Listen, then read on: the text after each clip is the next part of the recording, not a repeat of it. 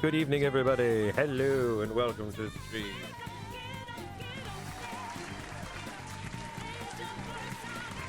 Whoop. There we are. Oh, Friday at last. Friday at last. How's everybody doing? I'm your illustrious host, Fabian Zibb, and I'm exhausted. I hope the rest of you are not.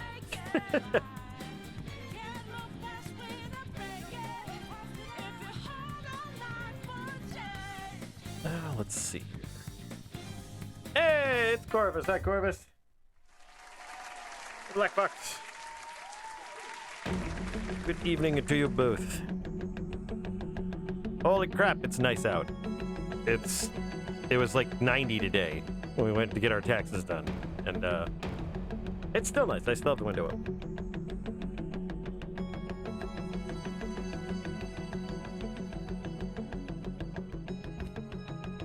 I mean, it is hot. I mean, I will say it's surprisingly hot for March, but you know, and this is just the bare advantages of getting out of any kind of climate accord.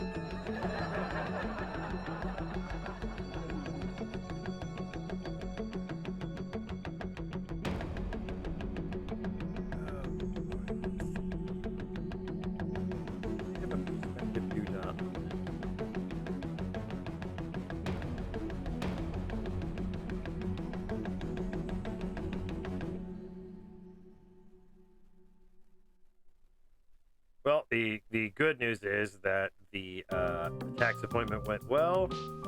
I think I owed a state. It was $4. Yeah, I owed $4. So that was cool.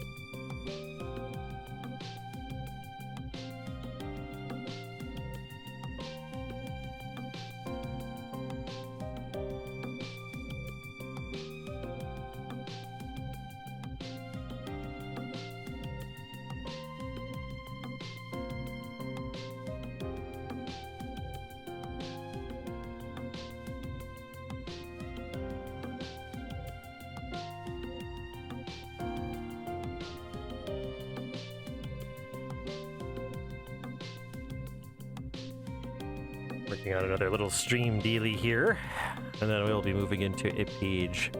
I have finally, I did take the time today. I was actually pretty slow, so I was able to get some more of the file hierarchy fixed up on my my new iPad. So. Very nice, very helpful. Still a little bit of a struggle, but no. Yeah.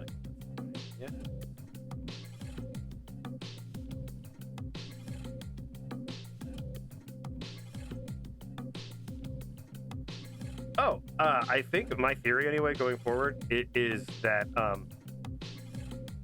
if we're too afraid to get the number wrong, we'll pay them more and they won't say anything about it.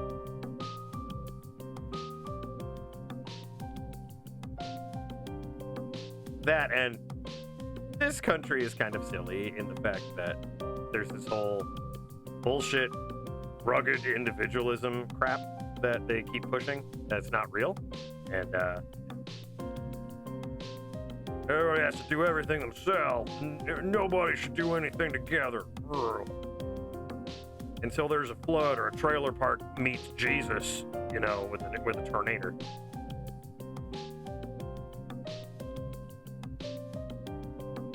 But it's stupid. It is stupid. I was just remarking that to Mrs. Zibb when we went to our appointment. I was just like, that's so interesting because so many people tell me, like, yeah, I just get a bill from the government that says, this is your taxes. It's like, God, how nice that was. I'm sure nobody likes paying taxes. I don't think anyone really does, which is fine. Taxes suck, but it'd be nice to not have to, like, worry about it. Or if there's a mistake, it's on the government side. They're just like, whoops, we charged you too much. Here's some more money. Oh, well. Them's the breaks.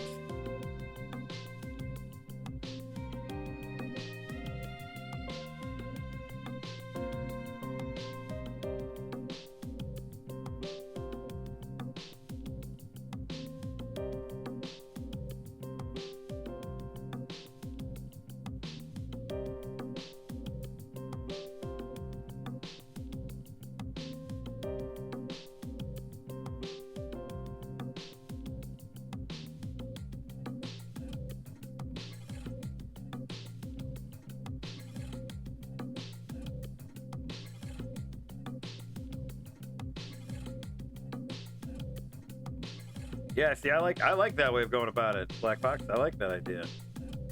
Just like, hey, brand new year. Glad you're here. Here's the bill, or here's the credit from last year. Cool. Thank you. That's very cool of you. Get that done right away.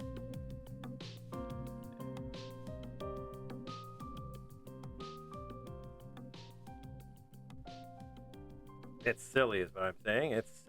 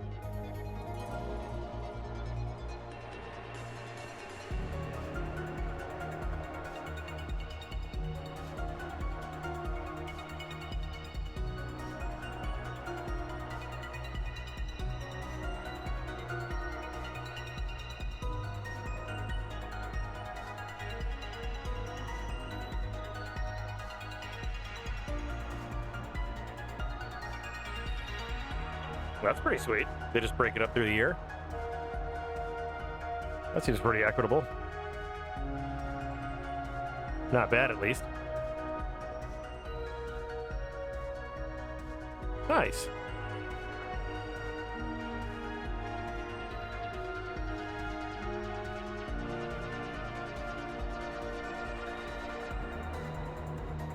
There we go.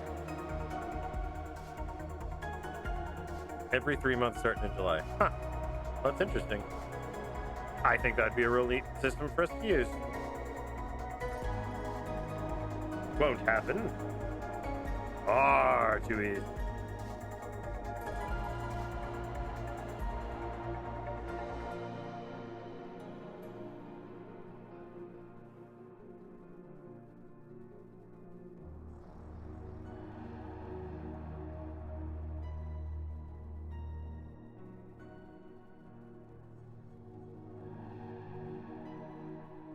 Seems pretty solid to me.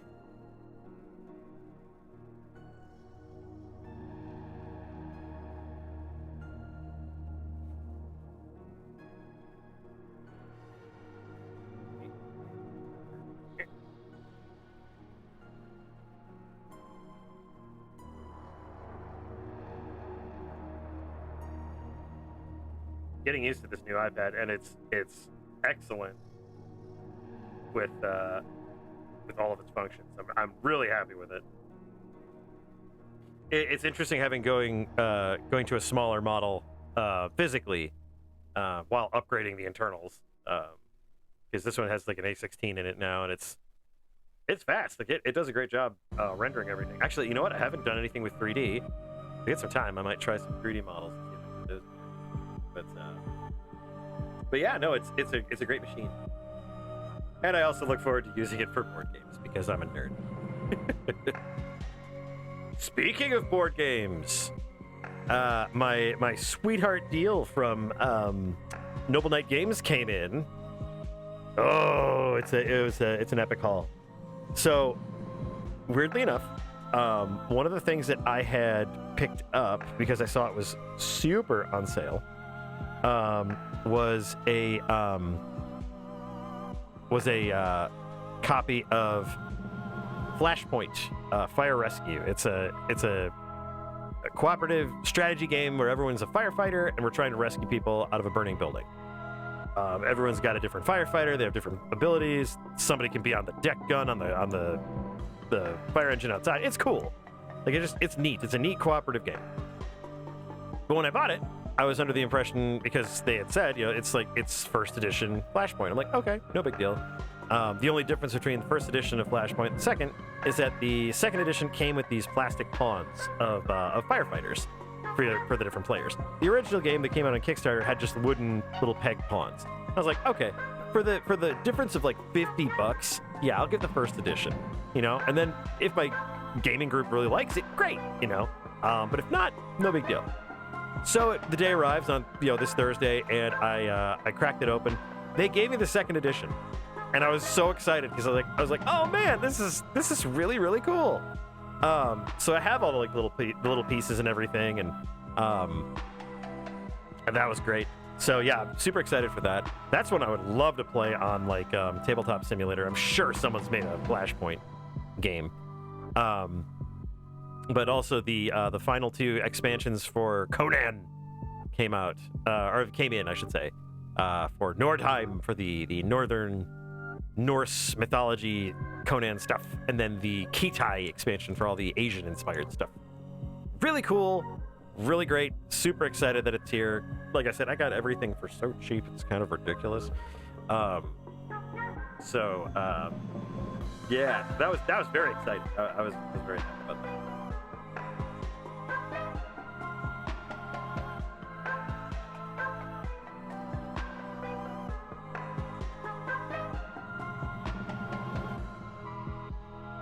That reminds me, I really gotta bust out Dark Tower again.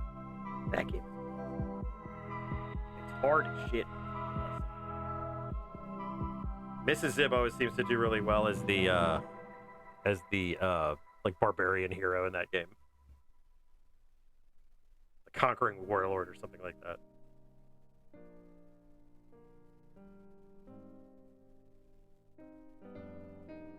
Oh, I figured out why the audio was getting muted on my previous streams. It's because Sony sucks. And I'll say that out loud. Sony sucks. And yeah, so they were whenever something from God of War or Uncharted was coming up, they were muting my audio. Stupid, because I mean, not hurting anybody, and I'm not claiming that it's mine. By any means, whatever. I have removed those from my playlist. No longer play. Wouldn't really be a big deal if I wasn't keeping all my VODs and shit for later. But yeah, it's stupid. They're within their rights to do it.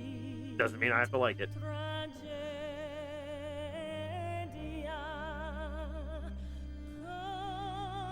You know who's not super fucking lame? Square Enix, most of the time. Letting me run my fucking Final Fantasy 15 music like a friggin' dynamo over here.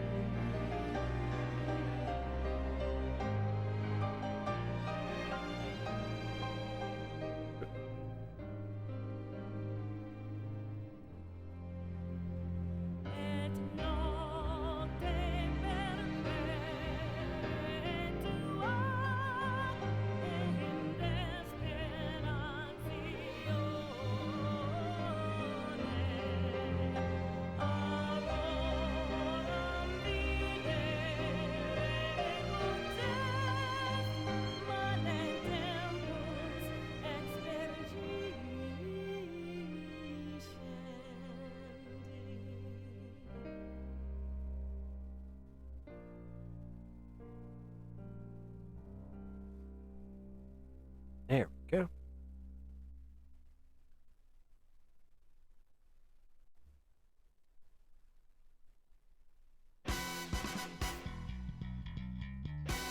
Sega is also not super lame because Sega lets me run my friggin' Etrian Odyssey shit all the time. I guess what I'm really trying to say here is that Sony sucks. And there is no end to the amount of dick picking.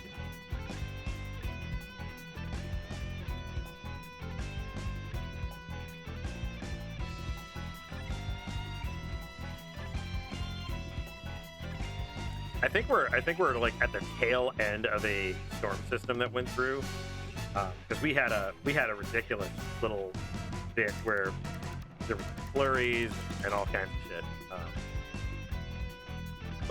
But now the weather's just like turned up to 11. It is hot.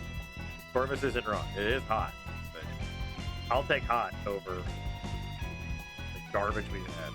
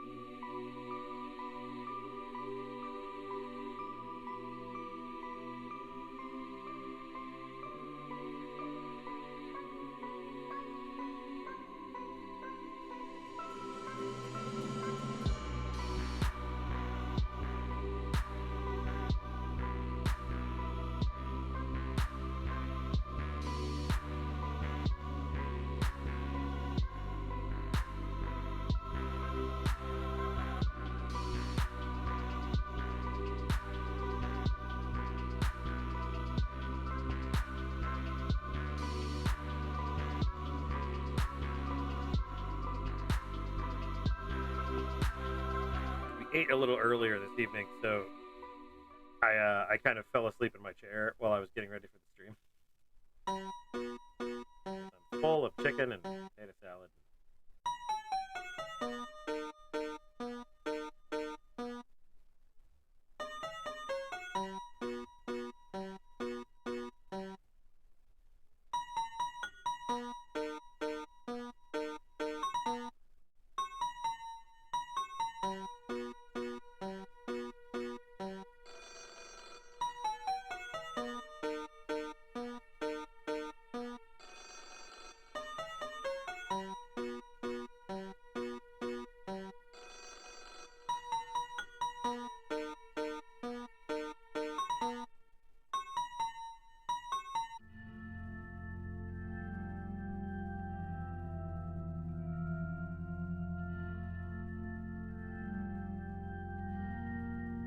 I keep cutting out, eh? I'm wondering if it's because I'm like over to the side of the microphone. Probably. Because I'm like right up on the microphone now, and then like when I'm drawing, I'm like over here. So that's probably what's going on. Let's back the mic up a little bit. There we go. And maybe that'll be a little bit better. So now the mic's right in front of me. Excuse me. Now the mic's right in front of me, so shouldn't be cutting out anymore. Sorry about that. Spatial audio. It's a thing. Da-da-da-da-da-da. Oh, we're getting into our Church of Tiamat music here.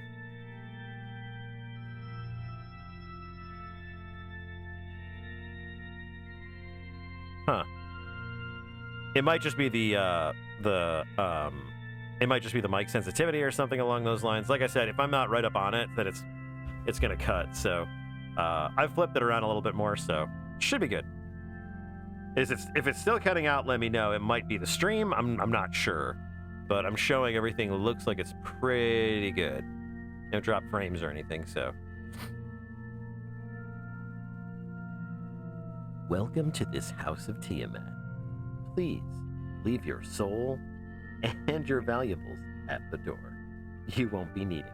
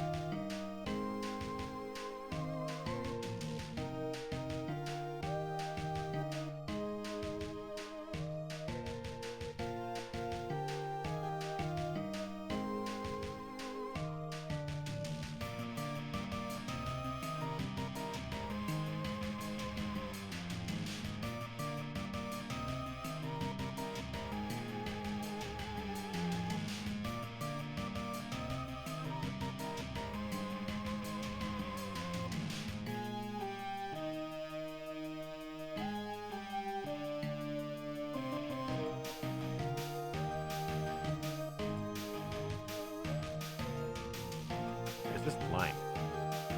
Not sure, but it's gone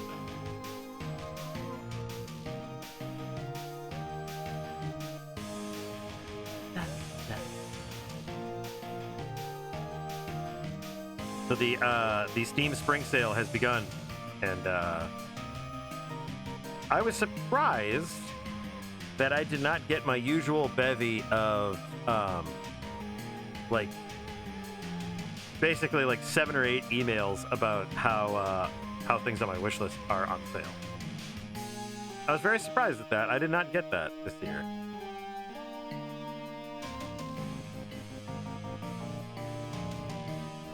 A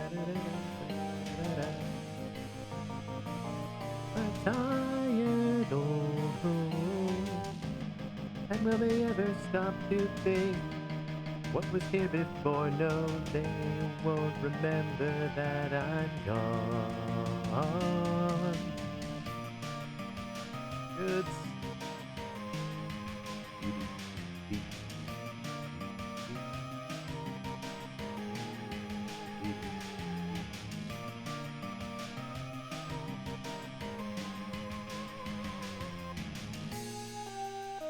Oh, it's good though in the spring. Those rainy spring nights, those are always good. That's actually what I've updated my sleeping sounds to. Frogs. Those spring and summer frogs with some rain, a little bit of thunder. Oh, so good. Fall asleep like that. Those damn little frogs. Who knew? Who knew amphibians were going to be so important in my sleep schedule? I didn't. I was sitting there going, dang you frogs. You frogs ain't nothing. And the frogs were just like, just wait. 2026, you're going to need us more than you ever thought. And I was just like, I don't need nobody. I don't need nobody. And then the camera panned back and I was alone. And then I just repeated very quietly to myself, I don't need nobody. And then there's like a really soft clarinet piece, like nah, nah, nah. And like the audience goes, oh, because they understand that I'm not really upset at the frogs. I'm upset at myself for messing up at the big track meet, which in itself wasn't even my fault. It's because of the horrible things that my classmates said to me in the scene before. So, yeah, I never realized how important frogs were going to be. Then, of course, I never realized how important bees were going to be either. Turns out, a lot of stuff's pretty important. Probably leave it alone or help it or do something. I don't know. Just a kobold. Tumbled into your world by accident. Because I certainly did not open up a portal between worlds. Still snow on the ground. Oh man, you guys need to really get with it. Snow is so last season.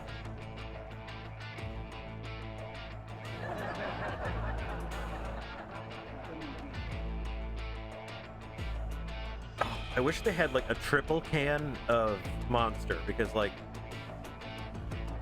I need it. I just really need it apparently. Okay.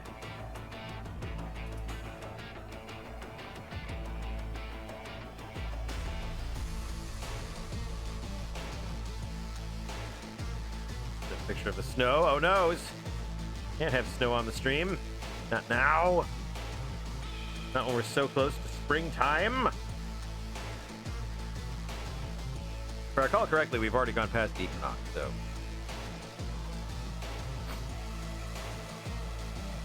I'm probably wrong on that. I can never keep the equinox and the solstice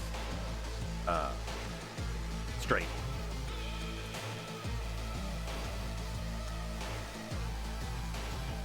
Melting? Well, that's good.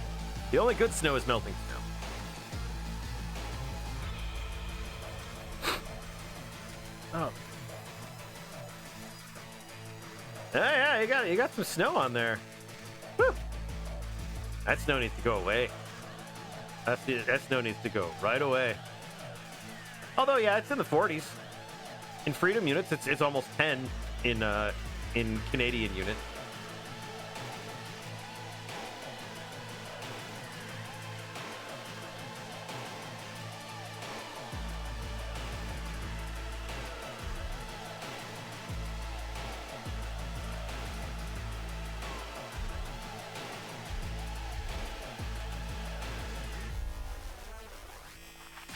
Today's the equinox? Woo! All right. Good deal. I must have known that. That's probably why I brought it up. I'm so smart. Thank you, Corpus. Whenever somebody has to tell themselves, I'm so smart, that's usually a great indicator. They might not be that smart. Oh, man. One of these days, I will be lauded as the smirt kobold that everyone thought was super cool. Today is not that day.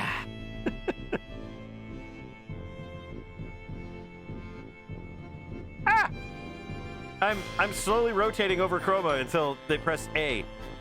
Crap! Can't reach anything from up here. Ah! Keep going upside down.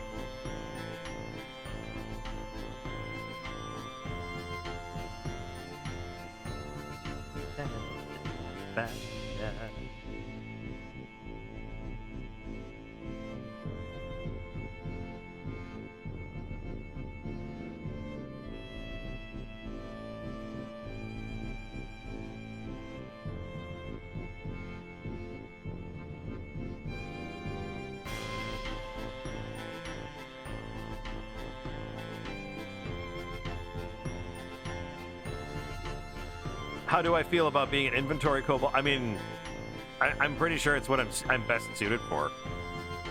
Just being used as an item, essentially.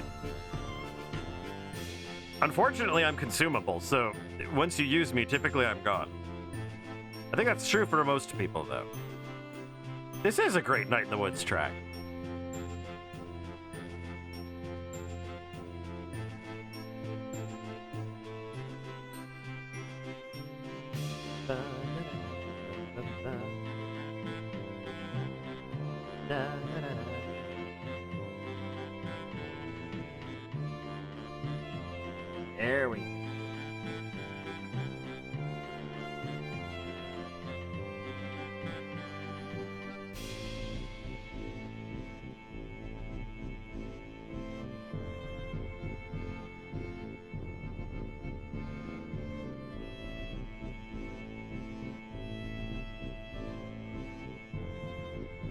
No, I'm not a class F. I'm like a class like G, or like, I don't know, gnarly.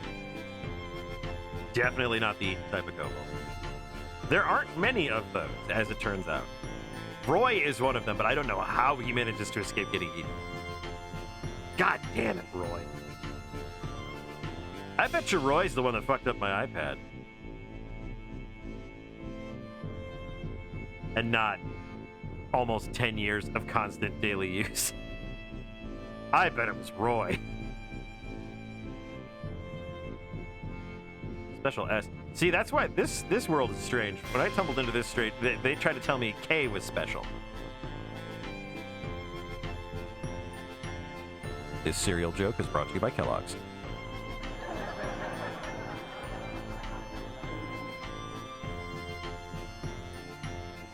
Expendable. Oh, man.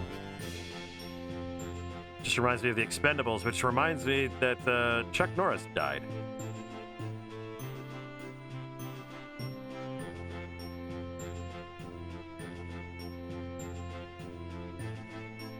Pretty crazy.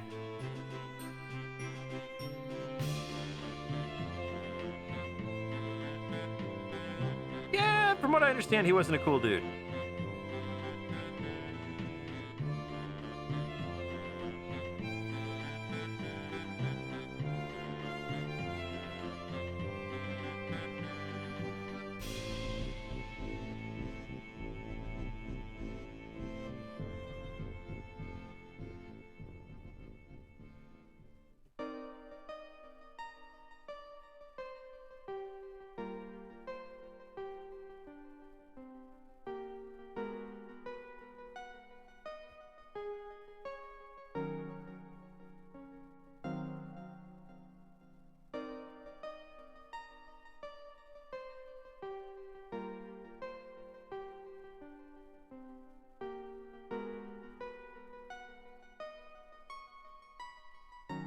One of those things, kind of like when I heard that Hulk Hogan had died. It's like when I was a kid, that probably would have been like a huge, like, oh my god, my world. Kind of like when Andre the Giant died, but Andre the Giant was a cool guy. But like now as an adult, it's just like, oh man, so many people are so disappointing.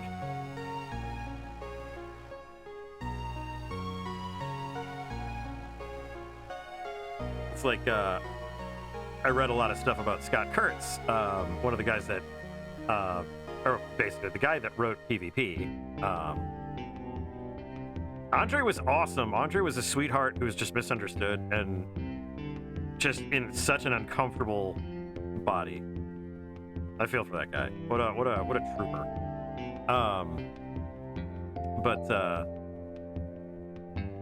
It's funny because like I read all this stuff about, oh yeah, he's really antisocial and really like yada yada yada, and pushes away his friends and stuff. And it's like I met the guy. I mean, it was only briefly, but it was like one of those things where it's just like, nah, he seemed pretty genuine. I think people have bad days.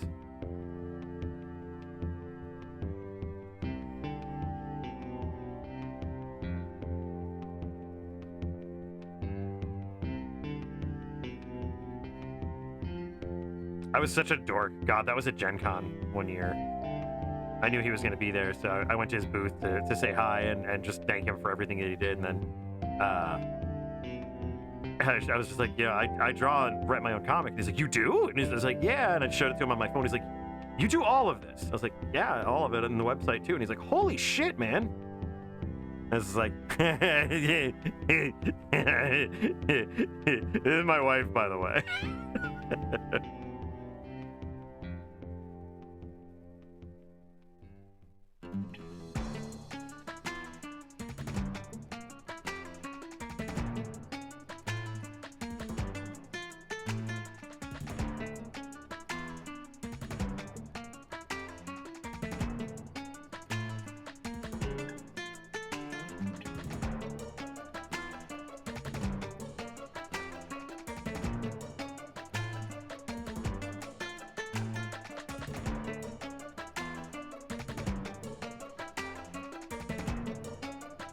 Cobalt Con would be a lot of fun.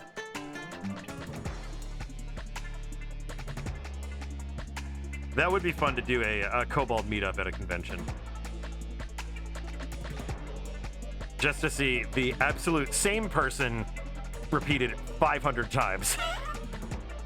There's a Kobold gathering in the main ballroom. The main ballroom is on fire. No one is worried about it. They're all just kind of hanging out at tables, talking, having a good time drawing. The main ballroom is on fire. We would ask them to evacuate, but they're being so good.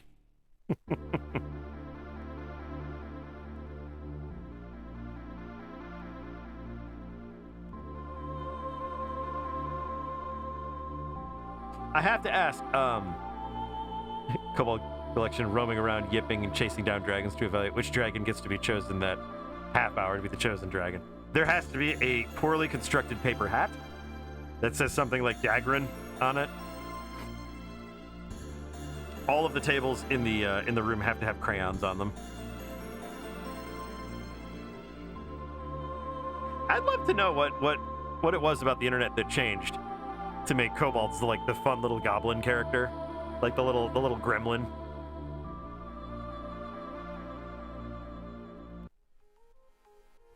Was it D&D 3? Okay. That makes sense to me. Made them a mascot. Yeah.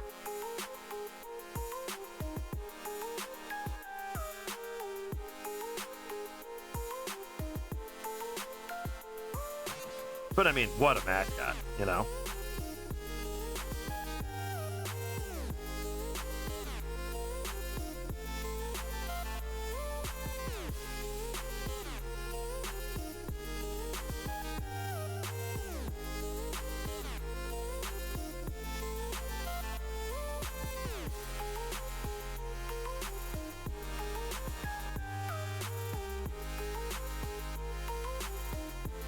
Someone has returned from their walk. It's likely that Roscoe will thunder in here for a moment and then thunder back out, because that's what he does.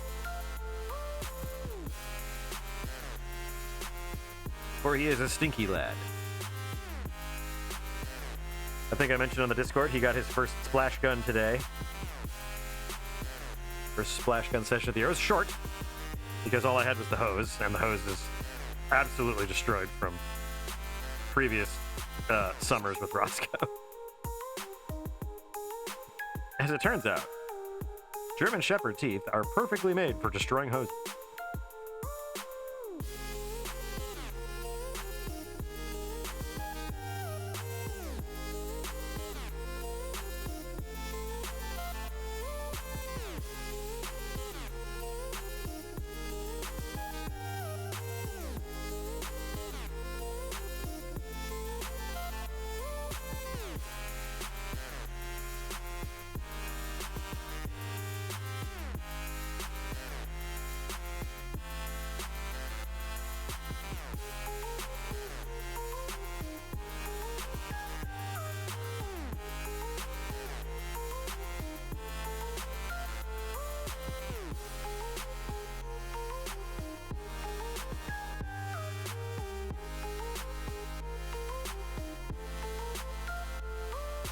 Yeah, Deacon.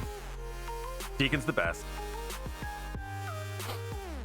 Also kind of made it one of those things where I thought it was interesting that the, like, what was it? The cultural, like, origin of the gnome was that, or the gnoll was that it was like a mixture of the gnome and the troll. And I was like, oh, no, that actually effectively ruins a lot of things for me. So no.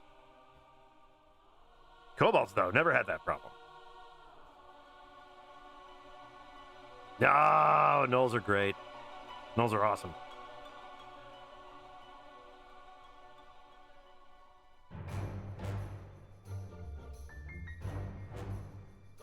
If you want a player character that can skeletonize a cow in, like, roughly 30 seconds, gnoll. Just play a gnoll.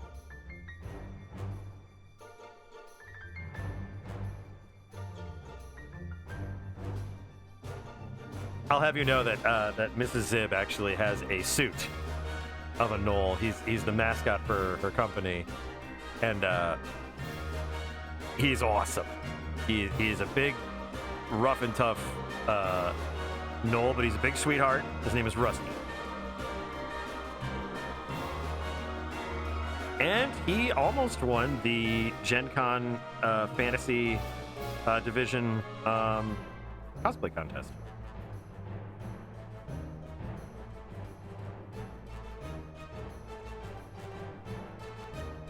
And he did not smell it.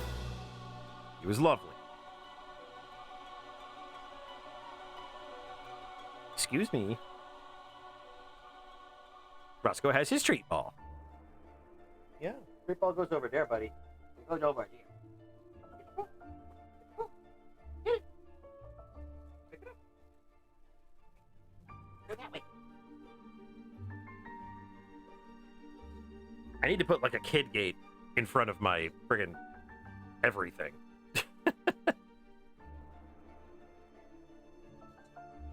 That's unfortunate. Because Rusty is the best. Rusty is such a sweetheart.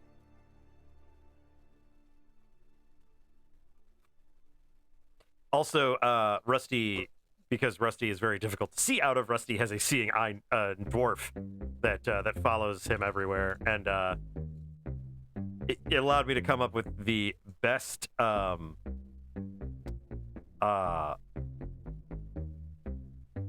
the bot?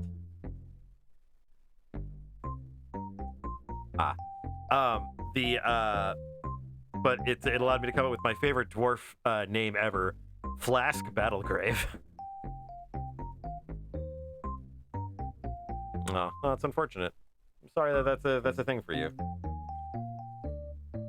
I'll dig up a picture of Rusty at some point and show you how nice he is. He's a sweetie. Okay, Beatitude. Since I've simplified my my setup here, there we go. Since I've simplified my setup, it's been much easier to restart my my Beatitude doodah. Zippified. Does this sound better?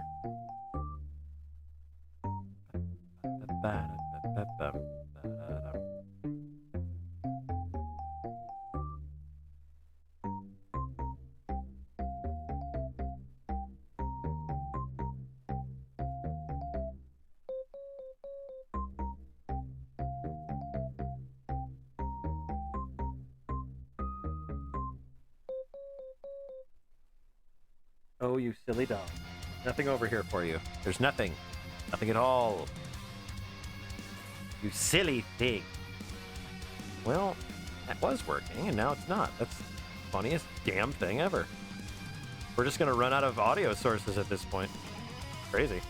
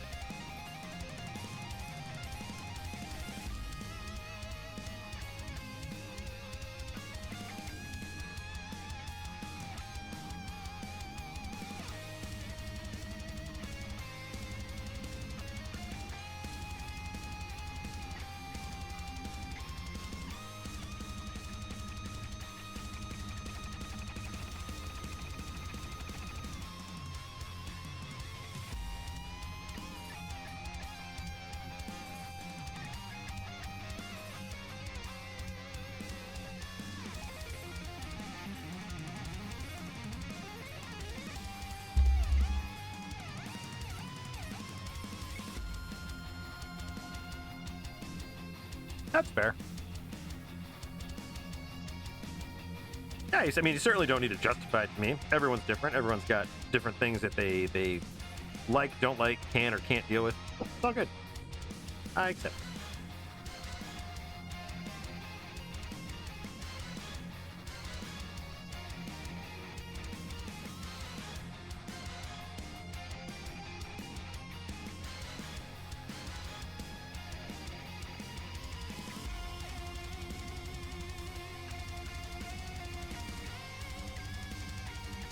Yes.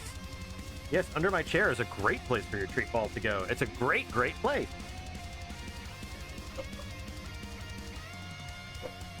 Under my chair, where the treat ball goes.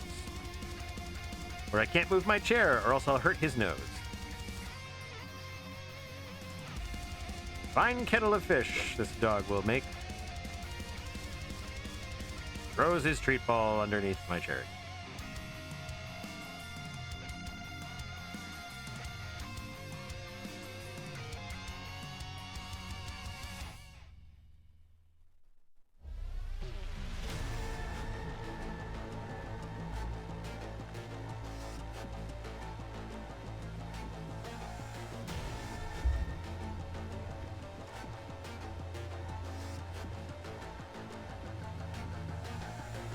Aw, yeah, that's rough.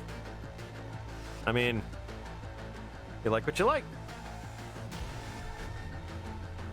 Yeah, no, I get you. Well, I'll do my best to not try to be that person.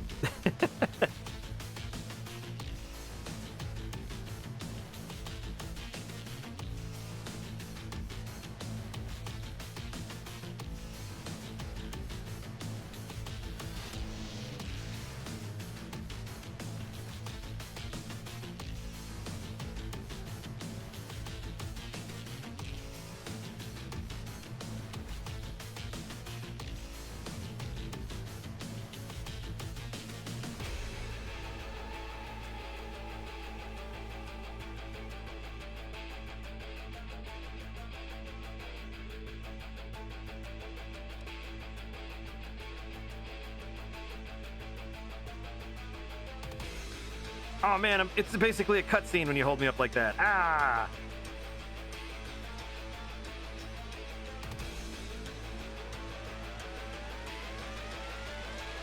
It's like the beginning of Star Fox Adventures. Like, you just find so much shit, and it's just like, boo-doo-da-boo-da-bap-bap-bap, boo-doo-da-boo-da-bap-bap-bap, but you just keep on finding shit over and over again. That'd be a fun game to play on stream. No one would like it. It's the least Star Foxy game there is.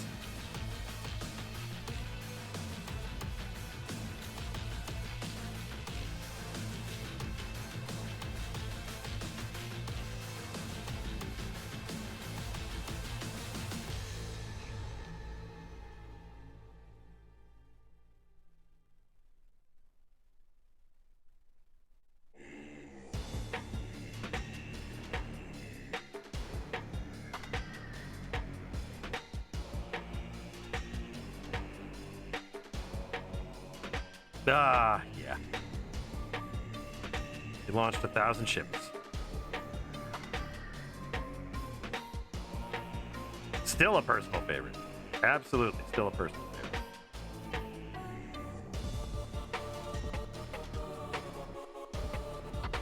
Can confirm, was best part of the entire thing.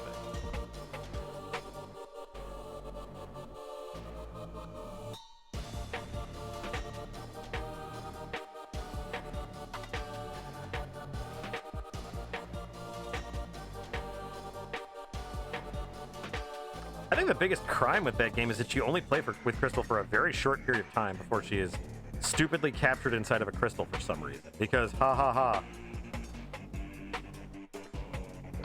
It's like, if we're going to be naming characters off of their predicaments, then Fox should definitely be called Daddy Issues, and Falco should just be called Asshole. I mean, really? If we're being realistic about it. Slippy should just be called Crippling Anxiety.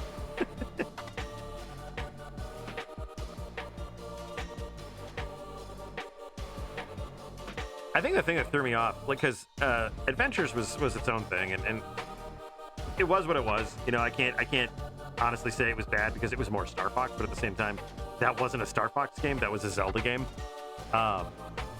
Crystal joined Star Wolf in an alternate ending to Star Fox Command. Canon-wise, at least from what I've seen so far, you know, Nintendo's canon is always so stable.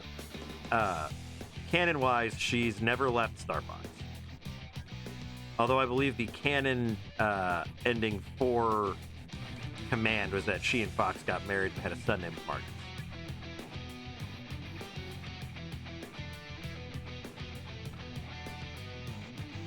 She joined Star Wolf in an alternate ending where Fox didn't want her to be on the team anymore because he didn't want her to get in danger.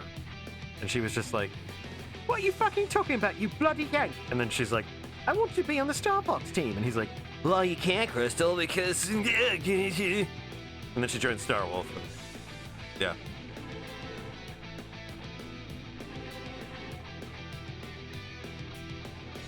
And apparently she's hit on relentlessly by Panther Caruso, but she's not interested.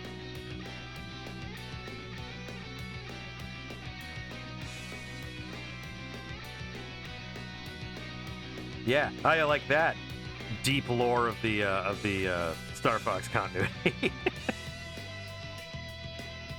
Of course, I haven't read into it in a long time, so I could be quoting the ancient texts that no longer apply.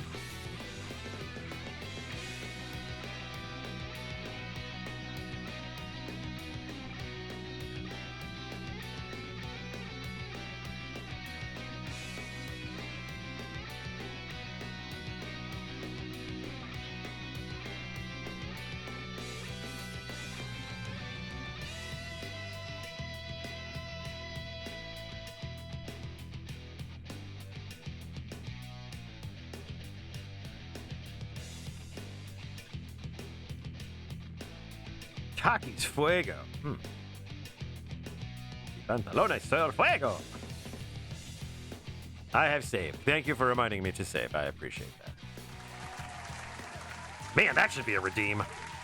That redeem should be free.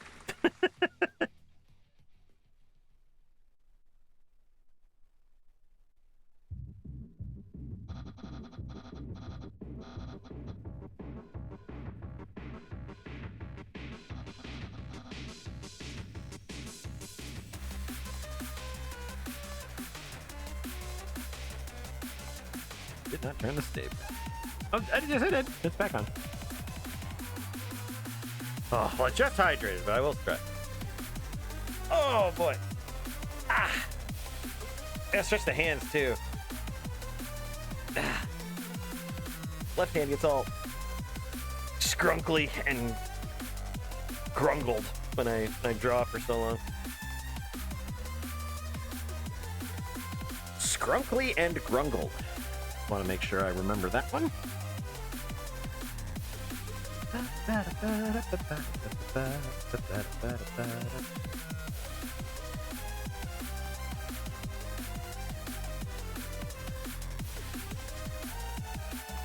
It's funny, Mrs. Zibb gave me this old desk to use for my computer, and I'm very grateful because it's a nice big desk. It's like a 5x3 desk, so it's a nice good size for streaming, especially for having multiple monitors, and tablet, and things like that. So I mean, it's great.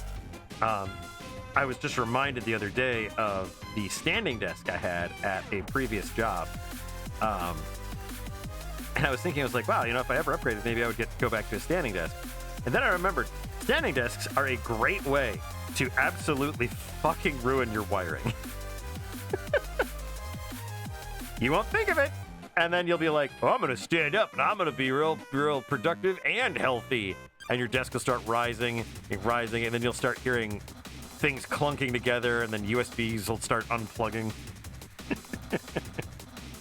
Happened more than once. Not to me. I definitely didn't do it more than once, but it was one of those things where it's like, at least one of my coworkers did it once a week.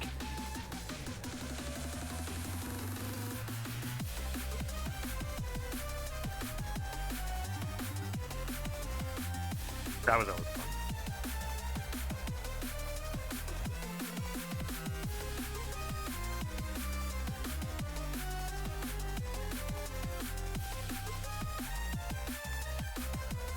Also, I think it came out that, like, standing desks are not inherently healthier to use than regular desks. Just standing does not make it any better. Yep. Yep, you can definitely wreck a lot of stuff if you're not careful. Which is true of anything. I mean, even on this desk, I could ruin a lot of stuff if I wasn't careful. Oh boy, oh boy, oh boy, oh boy, oh boy.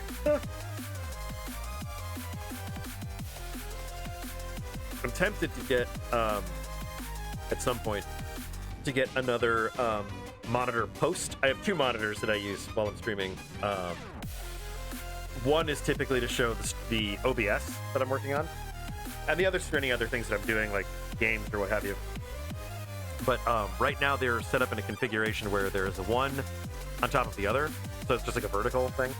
And that's fine. There's nothing wrong with that, except for the fact that the other monitor that is on the bottom is an old tablet monitor, and it catches the light of the room so much that I have to shut it off when I play a game.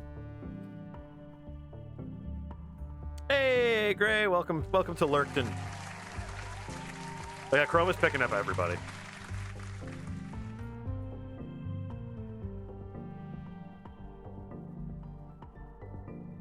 Oh no. Yeah, unfortunately, that's you know what? That's an interesting little bit, isn't it? So when I used my Stream Deck, my puppet stopped puppeting. Hang on, let's try something here.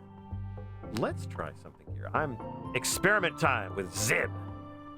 All right.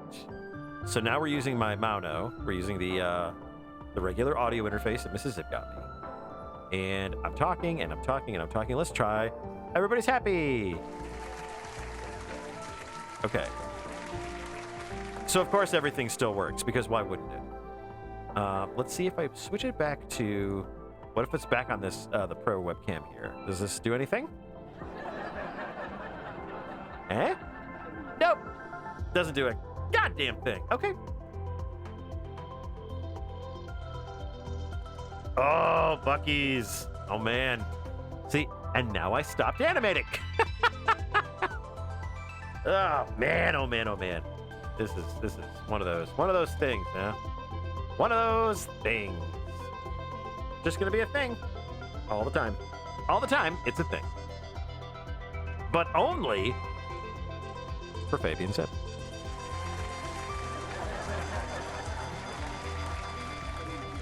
Oh boy, oh boy. I wonder if part of it is the ViatoTube does not like it when the window isn't visible. If I minimize my ViatoTube, then I definitely know it'll stop animating. Ah, excuse me.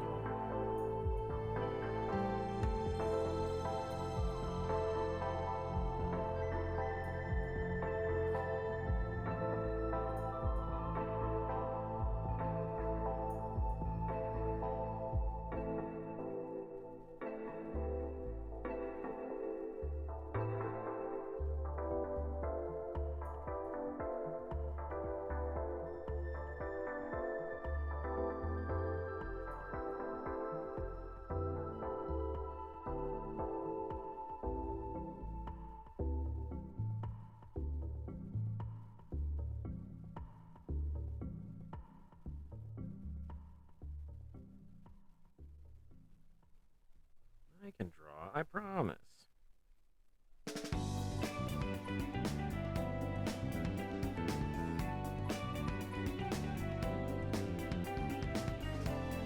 Welcome to Draconic Cruise Lines.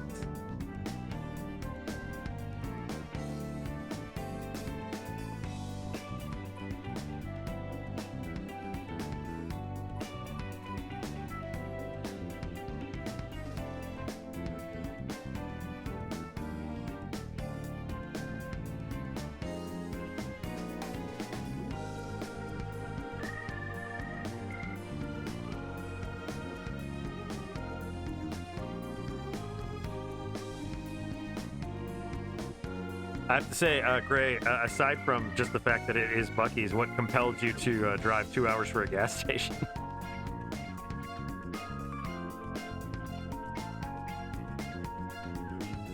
Unless y'all were really out of gas. And if you weren't before then, you certainly were after you got to Buc-ee's.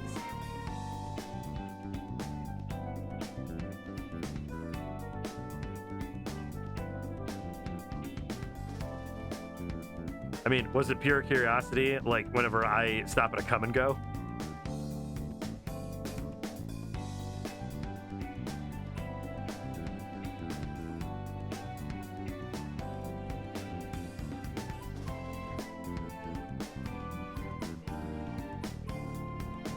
I suppose he's lurking, so I'll leave it be.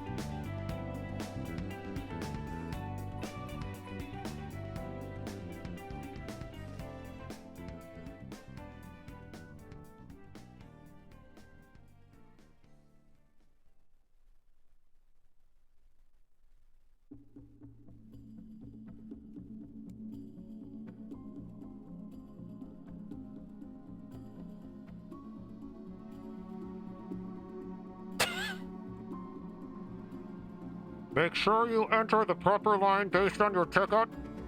Tiamat class has access to all decks. Bahamut class cannot access the Gnomish buffet and is not allowed to leave kobolds unattended. Crystal class is not allowed higher than the boat deck, you neutral assholes. Oh, Bahamut. I'm a platinum dragon. No,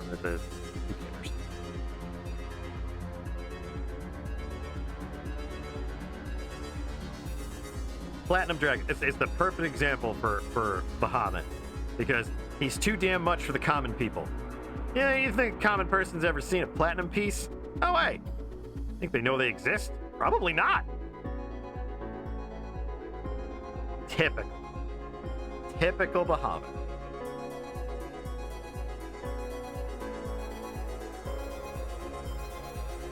Bahamut would be the guy that's just like, you know, well, if you all would just purchase my course for $19.99, I would show you how to be the best dragon ever.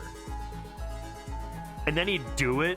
Like, he would like actually teach the course, whereas just like Tiamat would just take your money and she wouldn't even bother with the course thing. She'd be just like, give me that! And you'd be like, yes, ma'am. And she'd be like, damn straight.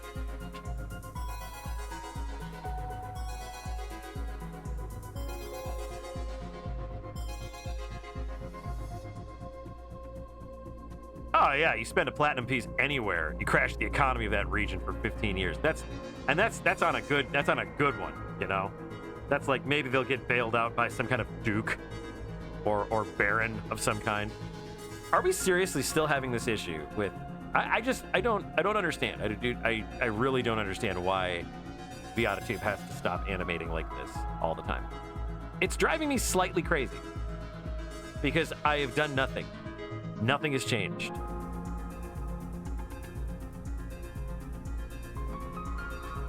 Tiamat would be like, did you learn anything? Yeah, don't let Tiamat see my tax form. Good. I've taught you well in the world of tax fraud. Yes, you have, mighty Tiamat. Forever be her roar.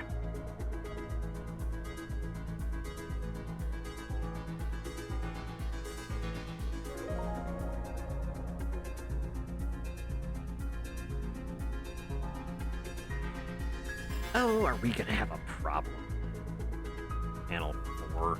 Panel 3, I should say. Panel 3. YouTube might help you with AutoTube. Maybe. I'll have to double check and see. Honestly, yeah, you know, I honestly have not looked up anything out of the AutoTube aside from when I was like looking up like how can I have a fun little stream puppet instead of just my voice, or God help me, my face. And then they were just like, use the AutoTube. I'm like, done. Add it as a source, done.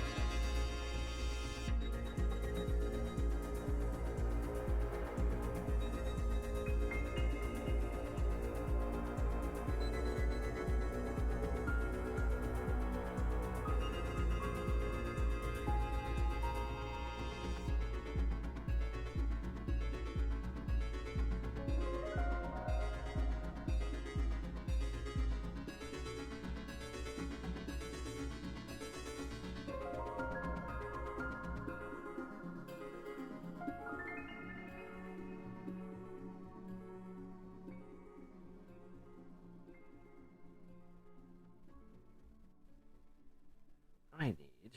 Actually, this is a great opportunity to test out ye olde 3D models.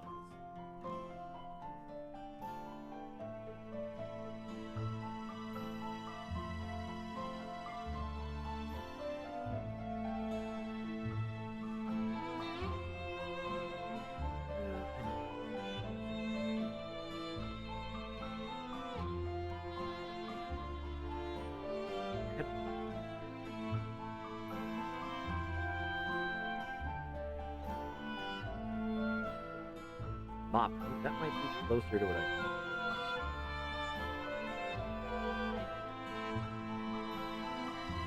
think. It is! Alright.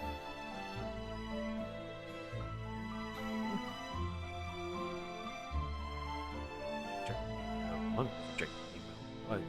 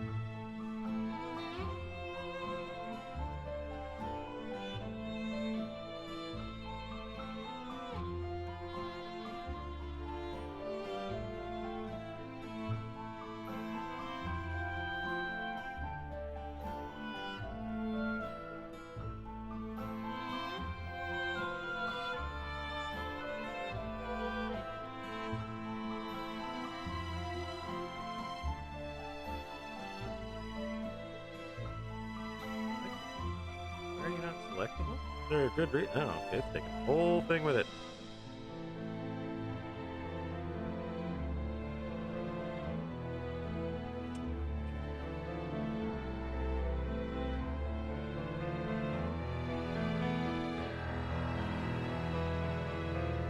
Hey, pleasant evening, Crovis. Good to see you.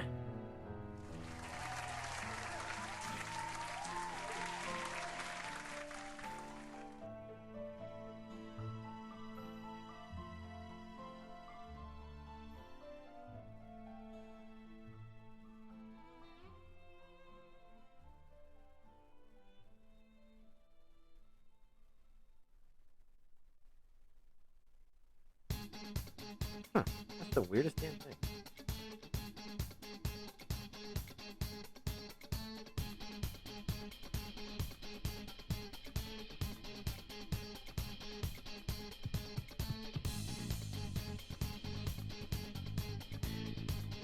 There we go.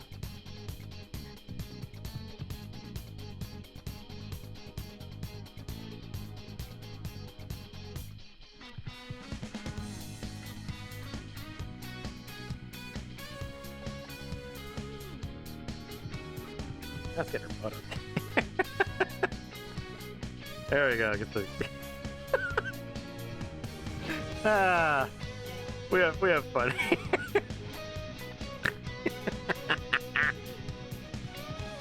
No! I'm trying. There we go. I'm trying to get her back to be a little bit more bowed over. There we go.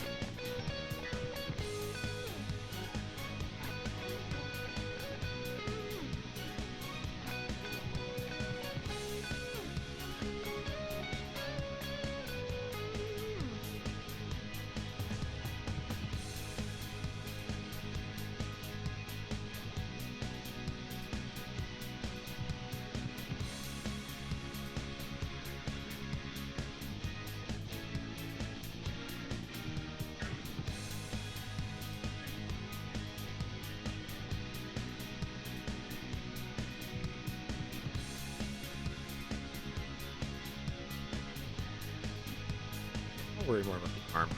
I've got the actual body ready to go.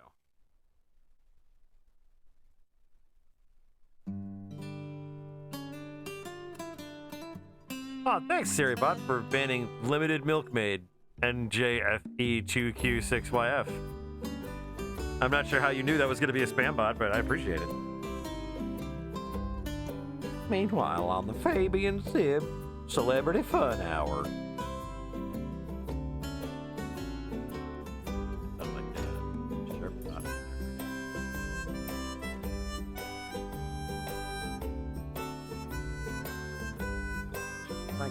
Let's drop the body machines.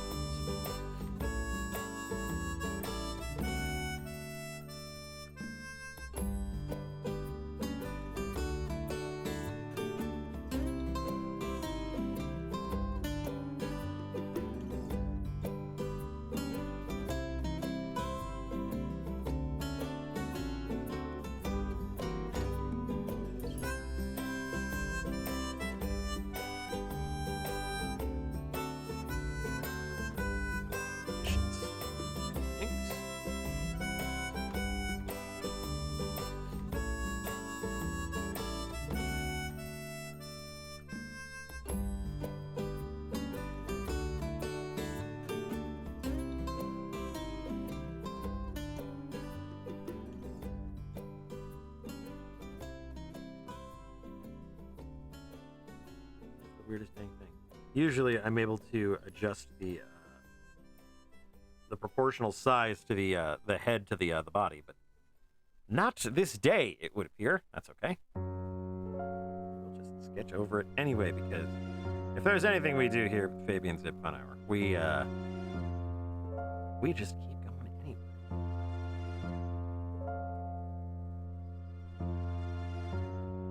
Runner is caked up.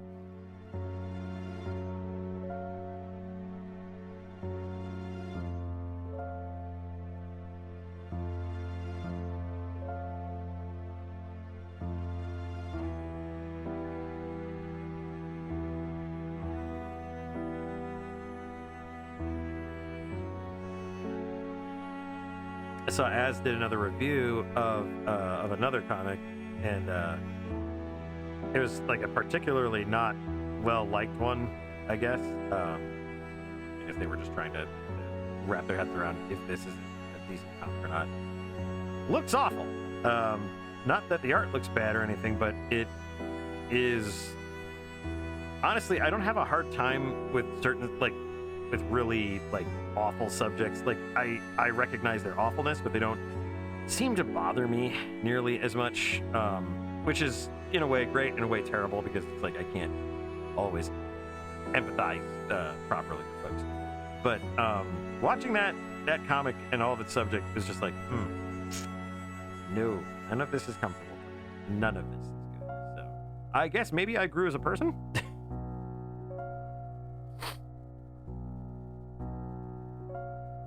Yeah, I guess I wouldn't say I'm immune to psychic damage, but I definitely am resistant.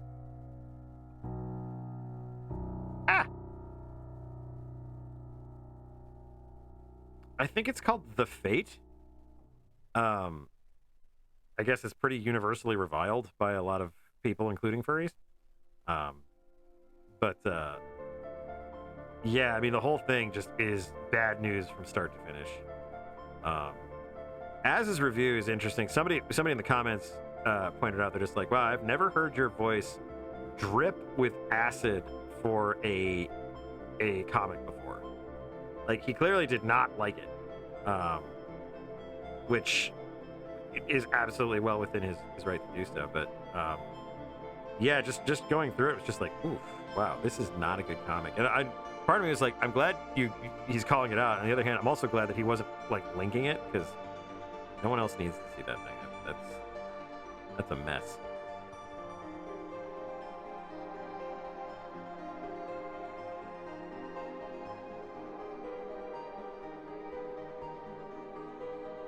And I haven't even read the whole thing. Just seeing the synopsis and seeing the characters and their motivations and everything was just like, yuck. Oh. And Az even points out that like some of the theming in it is not inconsistent with some of the stuff that's out there, but yeah. I'm sorry you actually went and looked it up. It's gross. I think Az's review is very good. But it's just definitely one of those things where it's like, this is not for me. I don't think it's for anybody. I think this is just somebody kind of continuing on this just as a troll thing. I mean, there are times when I even look at Trapbinders and I'm just like, like, is this too, like, what is this? Like, is this too much? Is this too little? Like, what is this? But, yeah. But just the review was particularly interesting because it was negative for all the right reasons, and I was impressed. I guess I was just impressed that it's just like, wow, it's a low target because it's already pretty reviled, but on that same token, it's just like, no, it's good to call this shit out because it doesn't need to be made. And if somebody's a fan of it, that's cool. It's not for me, but, whatever. I really am not a big fan of the abuse aspect of it and everything else. It's definitely not cool.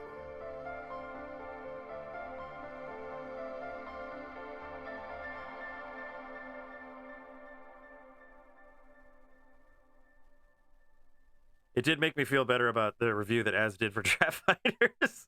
I was like, well, now I truly know what they're like when they absolutely loathe something, so at least it's not that. The music did not get super louder, but I'll turn it down anyway. I think I got quieter. I think, again, the audio shenanigans that I keep running into are once again doing their little dance. Not my favorite thing. Not my favorite thing at all.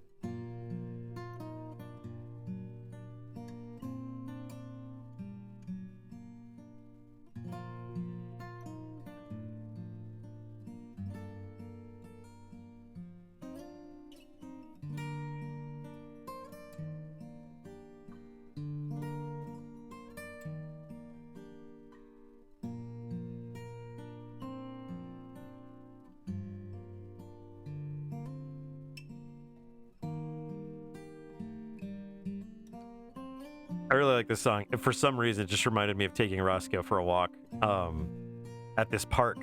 We take him to it's kind of a ritzy park in a nice neighborhood.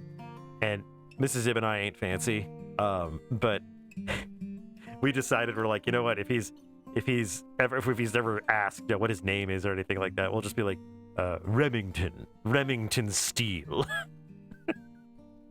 So we'll fit in with the ritzy people.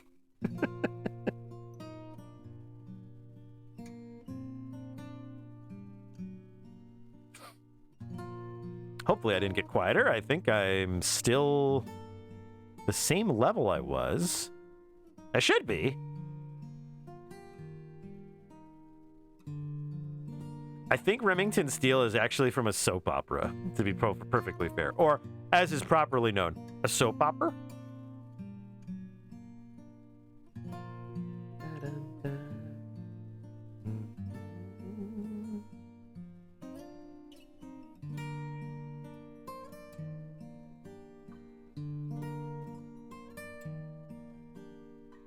This also kind of reminds me of the story for the side comic for Katya and Kisuke. It's going to be a sweet story. I'm excited for that one. God, I wish there was like 20 more hours in the day.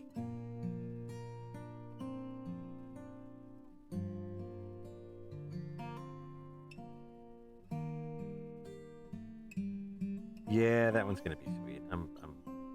Yeah. It's like I said to Gray, I was like, the first thing that he says to Katya is probably one of my favorite things I've ever written. And it'll probably be considered one of the cheesiest and dumbest lines, but it's like, for God's sake, it's been in my head for years, and I love it so much. Oh, it was a detective show. Okay, gotcha. It sure sounds like a soap opera.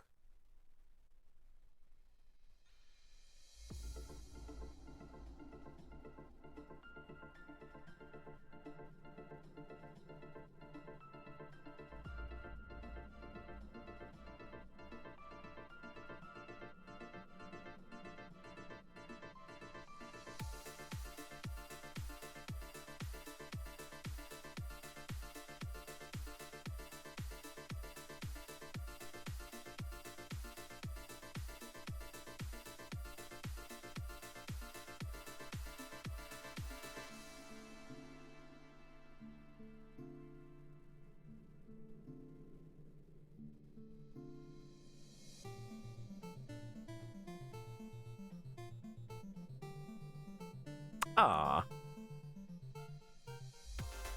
Wait. For a second, I thought you were talking about Katya and Kisuke, and I was like, wait. When did I say that? When did I put that canon out there? Oh, yeah, me and Katya were doing just fine until, we went bankrupt. We went bankrupt in 2020 and got broken up.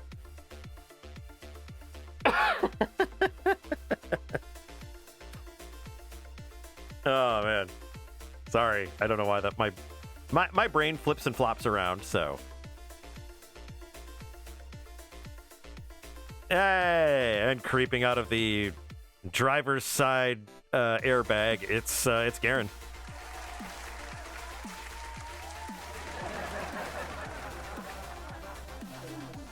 I feel bad that we can't even have like a proper like dark time conversation with youngins later on. Like, Mr. Zibb, what was it like during the virus? And, it's not like we can even be like, we ran for our lives. The virus was everywhere. Killing people. Shooting up stores. It's like... It's not like fucking Judgment Day. We don't even get like a cool soundtrack to it. COVID doesn't have a good soundtrack. It's like, the end of the world with frickin' robots was...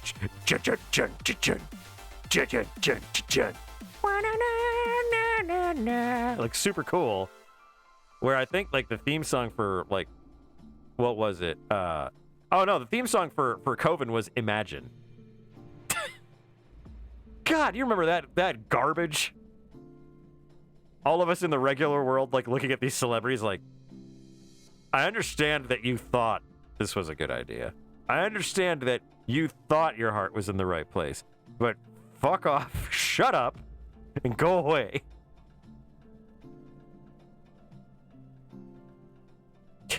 We got locked inside. Anyone caught outside was shot and then dragged to the acid mines.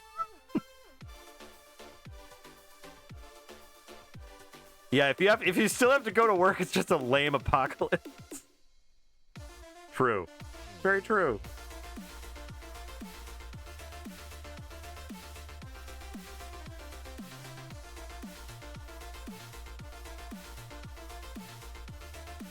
Well, that's fair. That's to people that it actually affects and people that it actually is dangerous to. I get that. And there are a lot of them.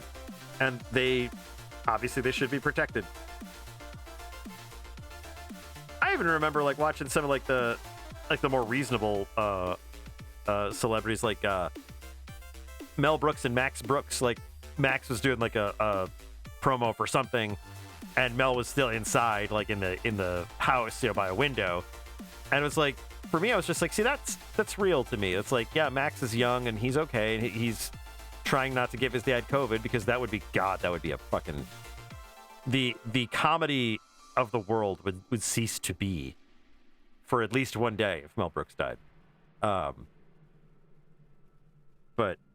yeah, no, it's man.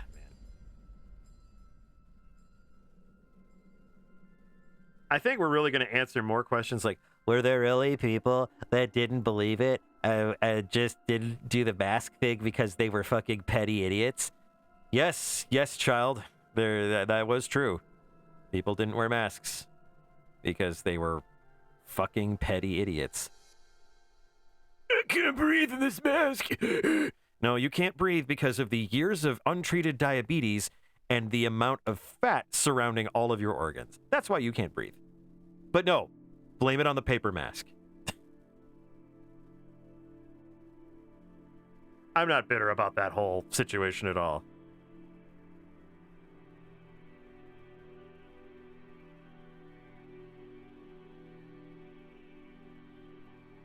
But we don't need to talk about COVID. Let's talk about something more fun, like trap finders.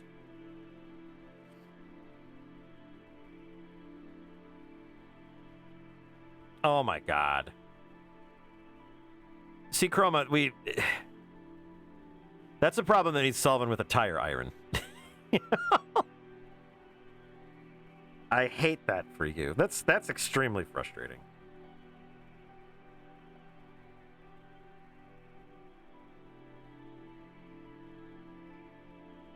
It was interesting because like all the discourse where people are just like, the vaccines, they're gonna get the 5G chip in you, and tracking and all this other shit. And it was really interesting that at the time when COVID hit, I was working for a telecom company in their global command center, and the job was fine. And one of my bosses was a retired Navy man. He was in the Navy for many years, and then he got out and he joined civvy life, and he was fine. He was a good dude. If you looked at him, it's like, yes, you were absolutely Navy.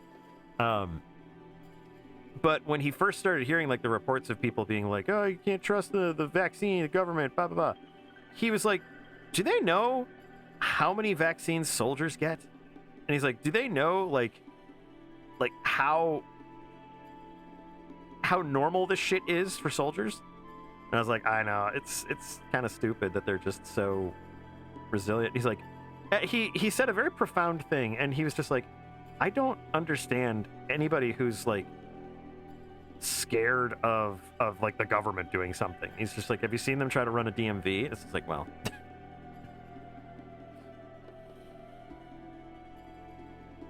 I think his thing was more of the I don't think I've ever seen anyone be resistant to like a vaccine in times of trouble.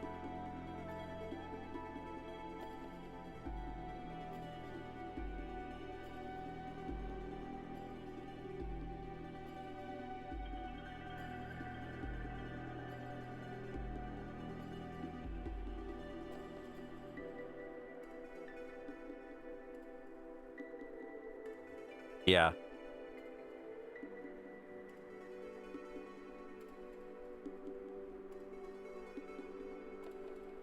Oh, now I see. Okay. Maybe that'll help.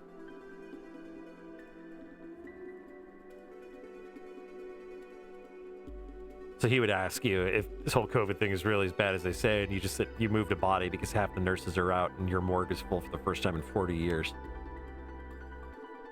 Sorry about that.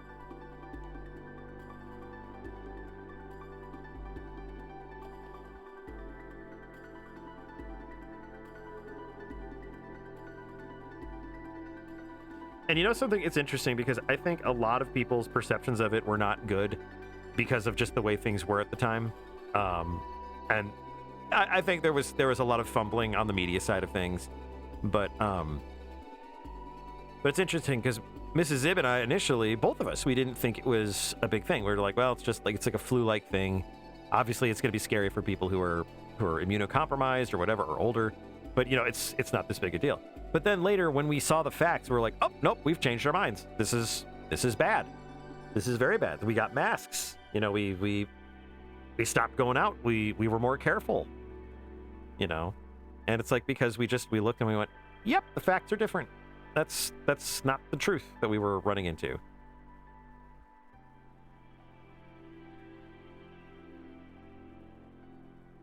I like to, for some folks who have been like mask resistant, I like to point out, like, you know, the reason Japan wears masks all the time for any kind of like sickness or allergy or anything like that is deeply rooted in the Spanish flu. Like, that is where that came from for them. They adopted that into their culture because they thought, you know what? It is not worth risking people and being rude. No, just lots of food for thought, I suppose. Lots of food for thought. Nobody's eating, but, you know. It's freedom land for you.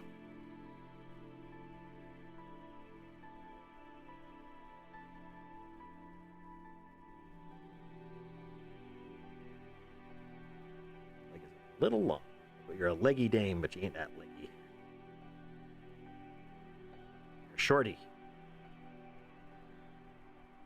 Little Vulpin critterkin, you ain't big. Anna's big.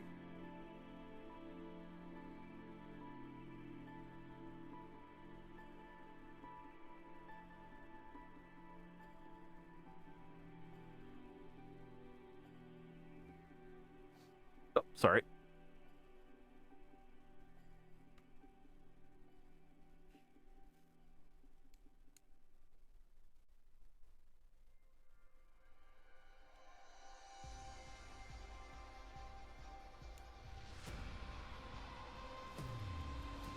Yeah, no kidding.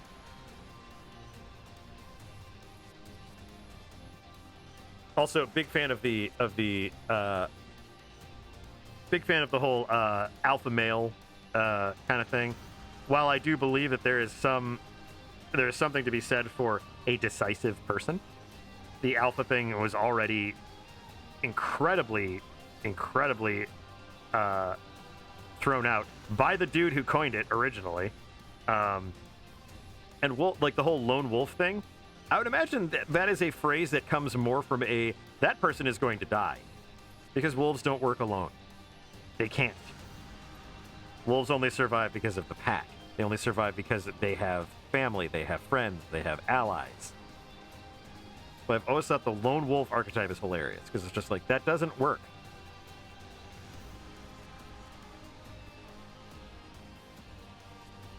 It is. Mrs. Zibb and I were actually talking about that not too long ago, just about how Asian cultures, not as a whole, but Asian cultures have a larger propensity for social responsibility.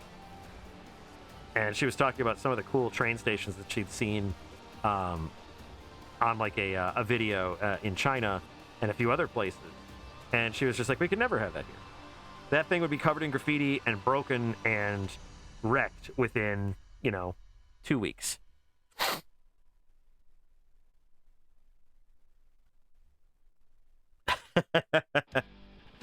You realize alpha means broken and not even ready for demo, right? That is true.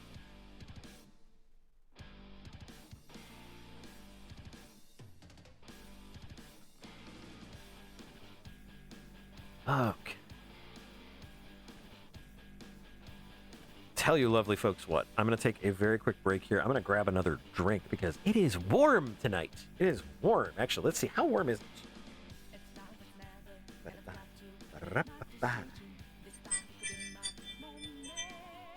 It's still 72. My goodness.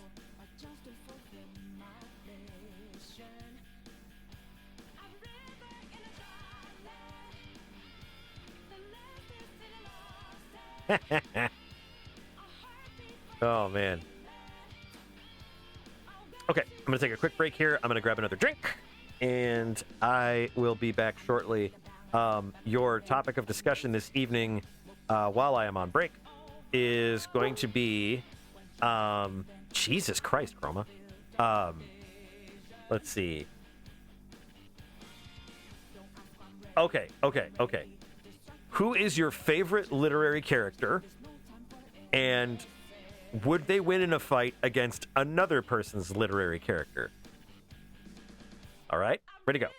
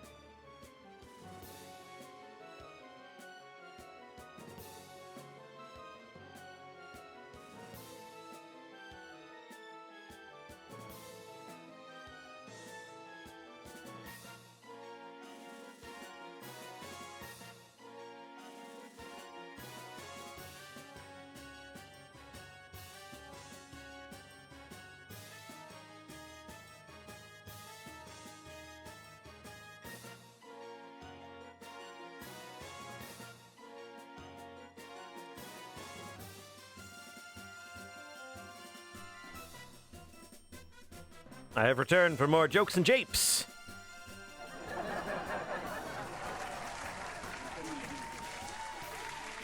All right. Thank you for that. Did a quick break, had to get a little bottle of water. And surprise, surprise, look who's here. Sniffing at something in the corner. What are you sniffing at? Ah. Hey.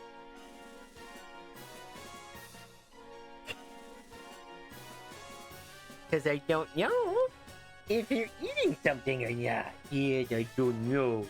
I don't know. I don't know if you're eating something or not. Yeah, because there's nothing edible over there. Nope. Not a thing. And you'll eat things. Heck, what do you eat? Yeah. Say hi to the people, Wasco. Hi to the people. Hi to the people. Oh. Daddy. Oh, I can't.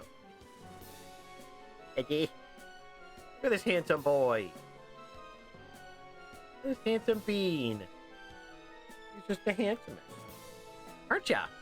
Yes, you are. You're the handsomest boy. Anyway, I got a new bottle of water. I have put my crystal light into it, so it is tasty. Water you can drink. Thanks, crystal light. Oh, now he's laying down by. Now he. Come on, tripod, work with me. There he be. Look at my boy. He's so pretty. Oh, you're so pretty. He's hot. And it's quite warm.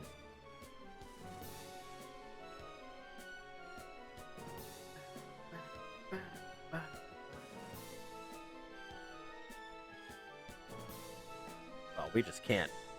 We can't get to where we need to be today, do we?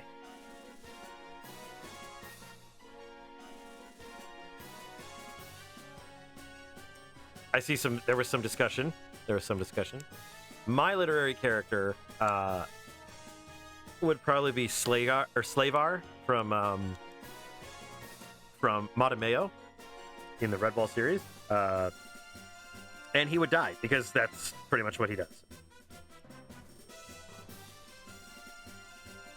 But he had a cool Harlequin mask and a tragic backstory.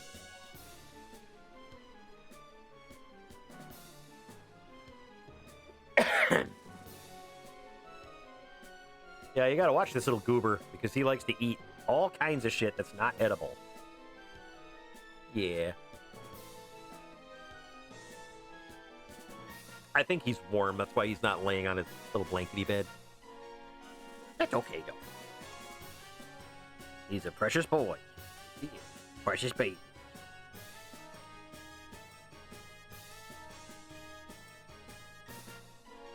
We were telling our accountant this afternoon, just like, yep, he's why we don't have any money.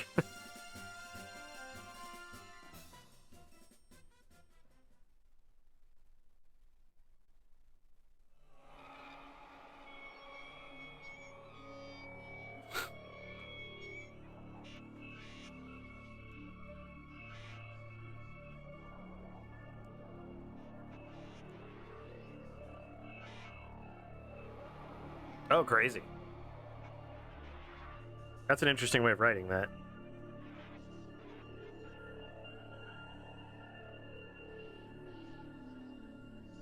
I really need to read a little bit more. I used to read voraciously as a hatchling, and to a point where it was a problem. Like, I would read in class instead of like doing anything.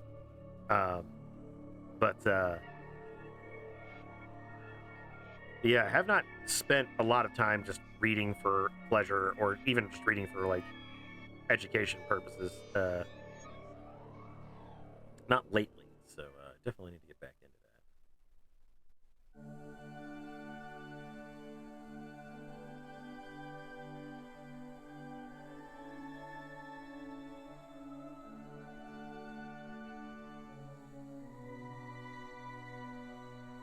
that. Jeez.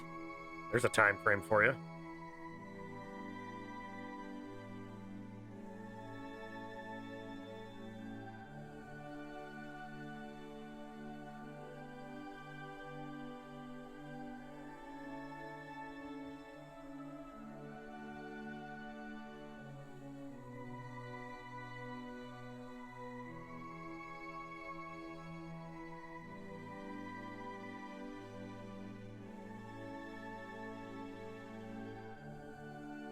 I'm trying to remember the name of the book.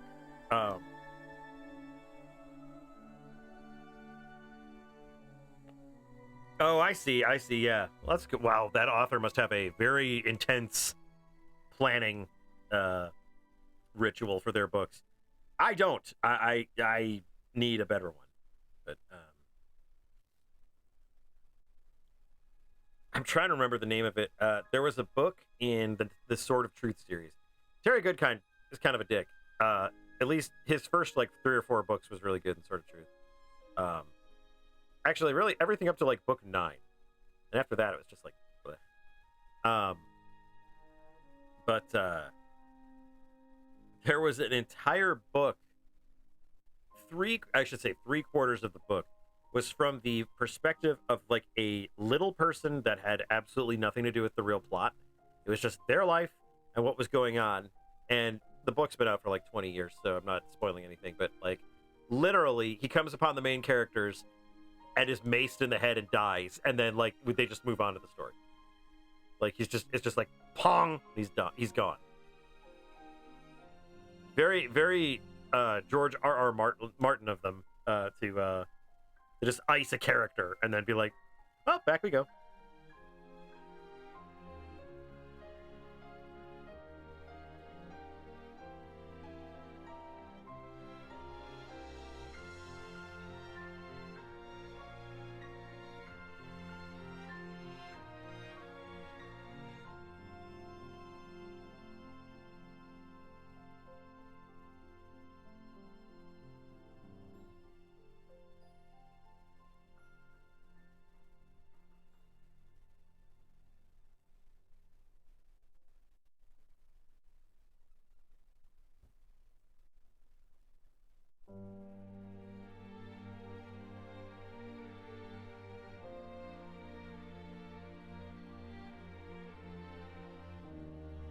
Oh, interesting. Actually, that reminds me, my my good friend is he backed a Humble Bundle this week for Shadowrun, and I'm excited to check that out because I've always been interested in Shadowrun. It's definitely one of those systems that, in my opinion, was better back in the day, like in the 80s and 90s, before we had widespread like crazy digital tech. But yeah, that's gonna be cool. I hope we get a chance to play, because that will be fucking rad.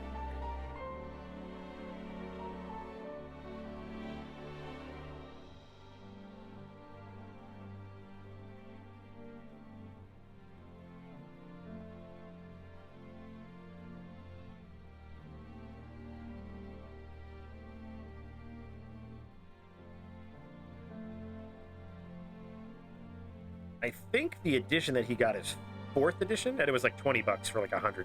So it'll be interesting. Wi-Fi did kind of screw up most of Shadowrun's tech, unfortunately. I had the same gripe about Cyberpunk. I love Cyberpunk. I think it's a great game. I think it's a very pretty game. It's fun. But wireless hacking, it just makes it so easy. Like, eh. Like with their security programs, yeah, but those programs can't wipe you from existence.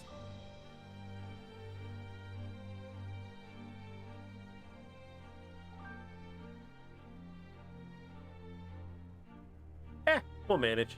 We've been playing role-playing games for far too long, so we'll just either adapt something else to it if it's too crunchy and unfun, or if we have to, we'll just do something else.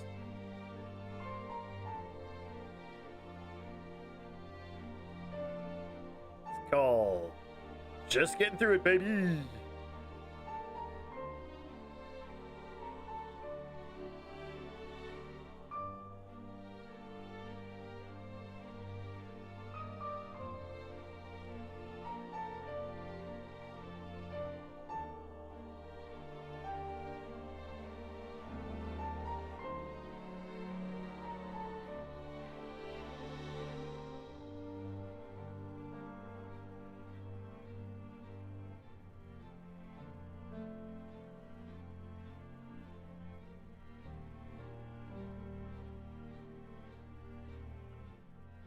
That seems kind of silly.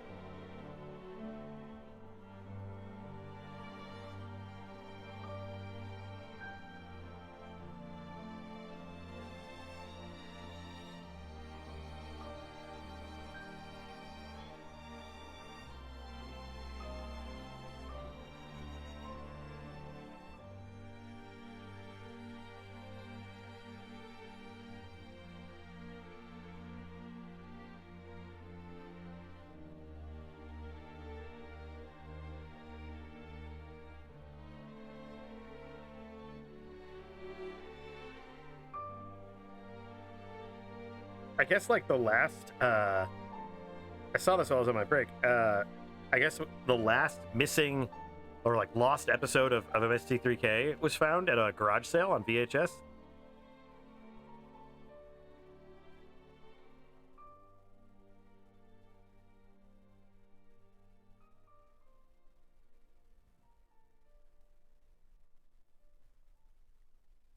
I can see it being annoying, but at the same time, I'm sure we'll figure our way through it.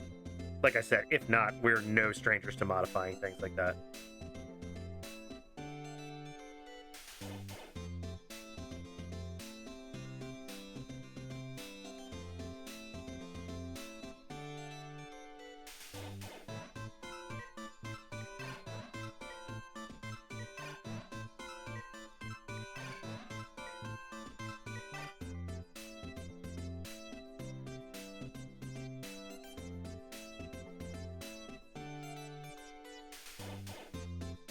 Oh, gotcha.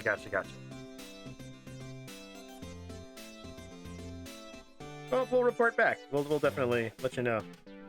I'm excited to try it if we can.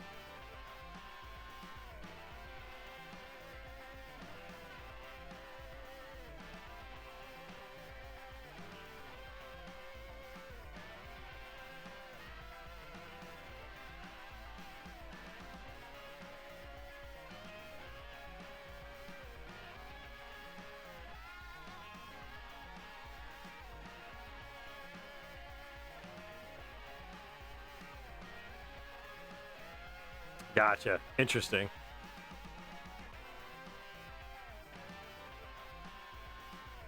Yeah, I was really enjoying playing the maybe it's something I should even play on stream. The Shadowrun Returns on Steam. Excuse me. And then Dragonfall was really good. And Hong Kong was really good too. Those were pretty neat. I was pretty interested. After that point, I was pretty interested in checking out Shadowrun. Excuse me.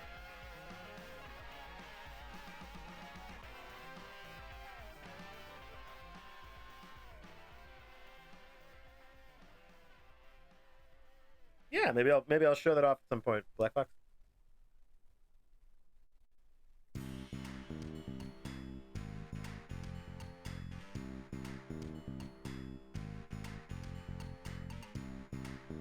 If anything, I think Returns is just a really good introduction to the ideas of Shadowrun, but I think the other ones get a little bit more detailed. I could be wrong.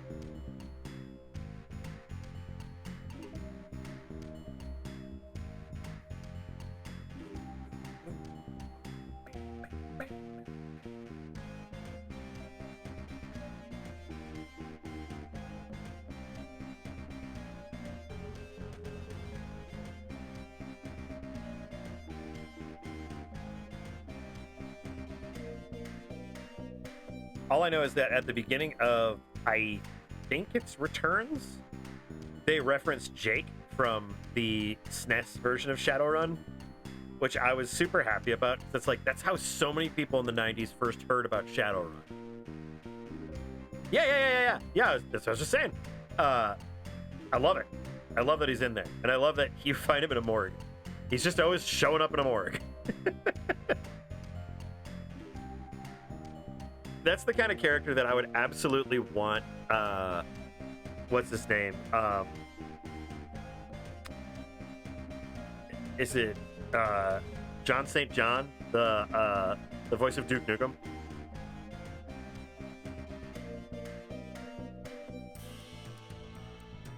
I noticed that. I noticed shotguns were a big deal.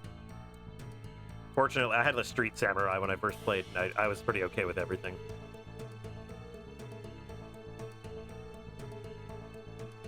Okay, boy, let's start off on... I'm going to start another page here. I won't get completely done with it, but I'm going to start another one. Just a second, save this one.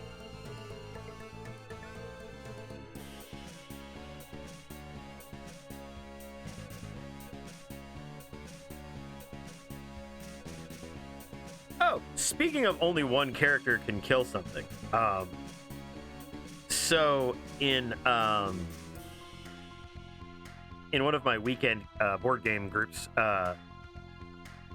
we've been playing the original Hero Quest box quests and everything, and we've been playing it for a long time, and we actually just finished quest 12 of 14 in the original box this last week, and we're going for the rest of them. Actually, the group was so excited that when they come in, I think it's next weekend, we're actually gonna like order pizza and like just dive right into the game so we can like get through it. The adventure we were on was really interesting because we actually did it backwards accidentally.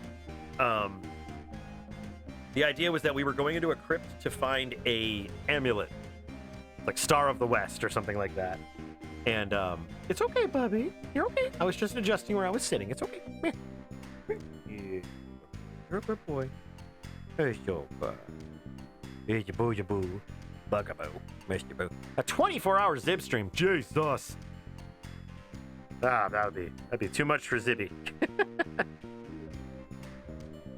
That I think I would run out of content in like 3 hours. But it was interesting because we played this adventure, right? And then somehow we managed to do it backwards. And that is a quest where if you go the normal way, you'll go all the way around the board. You'll go through all kinds of traps and stuff, and you'll get whittled down. And then you'll find the amulet, and you'll have no way back. So you'll have to start looking for secret doors. You'll find a secret door, and it'll lead you to the lair of this Witch King, Witch Lord, who, when you enter the room, he raises from the dead. He is unkillable. He can't be hurt with weapons, and he can't be hurt with spells. And he only moves one square a turn. So what ended up happening was, instead of that, we found the secret door first, and we ended up like in the Witch Lord's room very early on, and we managed to also find the zombie that was holding the amulet, but basically we had to have one of us stand in front of the Witch Lord so he wouldn't like chase after us and kill us. And basically ended up being my character standing in front of this Witch Lord being like, I hope you don't like magic, because here's some magic. And I was a wizard, so amazingly, I survived.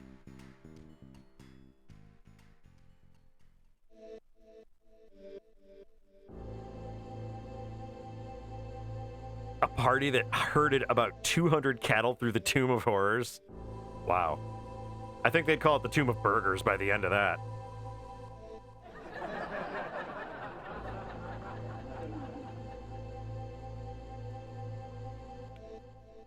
Drink, drink, drink.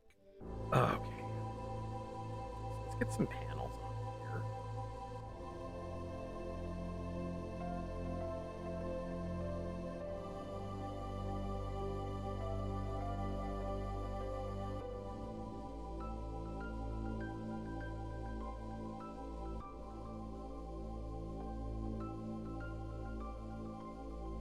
Disarmed about 85% of the tracks. Oh, those poor cows.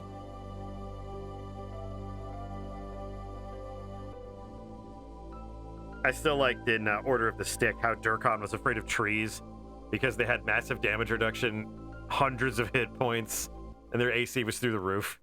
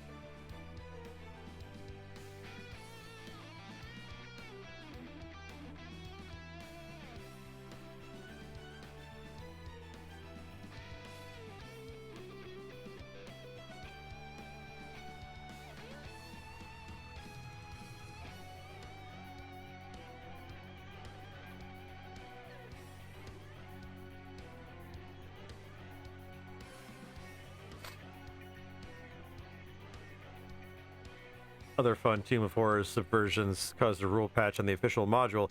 A party who realized the fake entrance had doors of adamantine, so they removed the hinges on the doors and stole the fake doors and left with it and paid someone else to deal with Tomb of Horrors. Rules patch was, looks like adamantine, but isn't.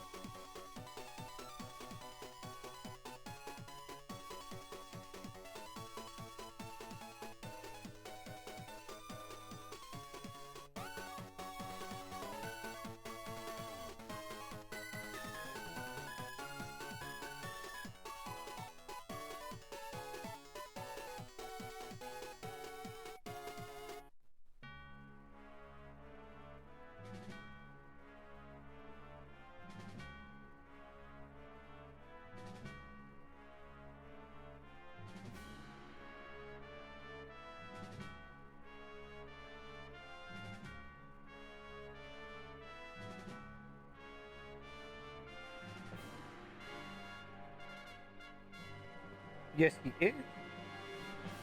Because he's so smart. He's the smartest boy.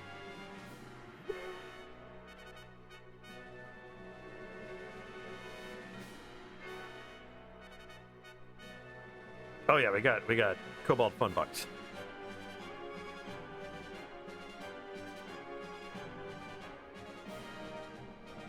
Thank you for reminding me to save.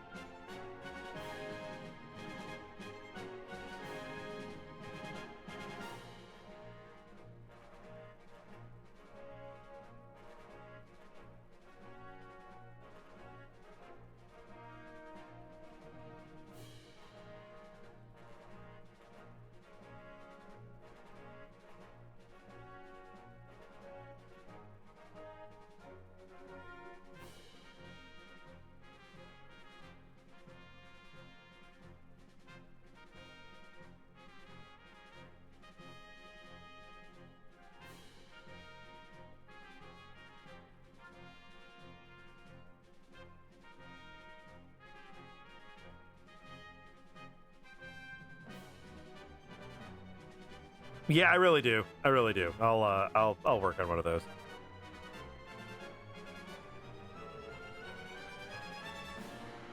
Okay.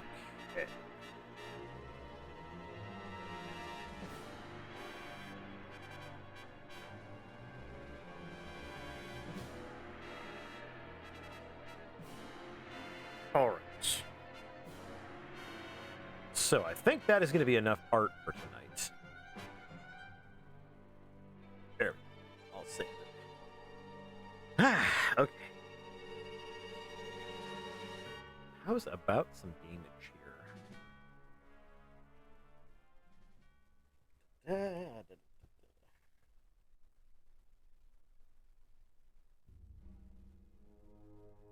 Pay fun bucks for salvation. That's exactly how this works.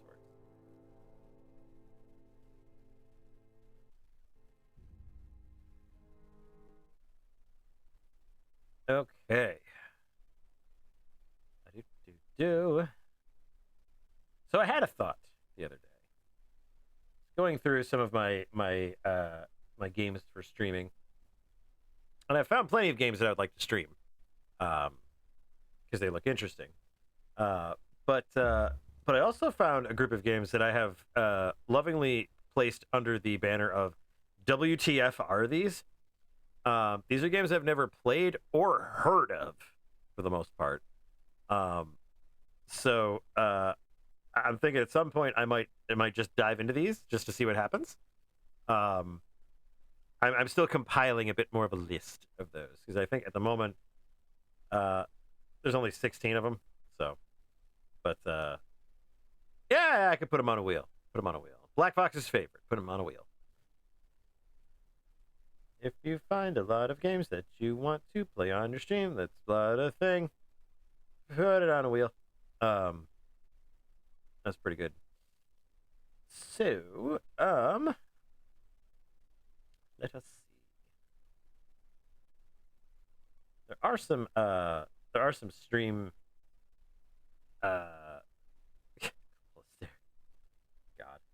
God help you all. There's some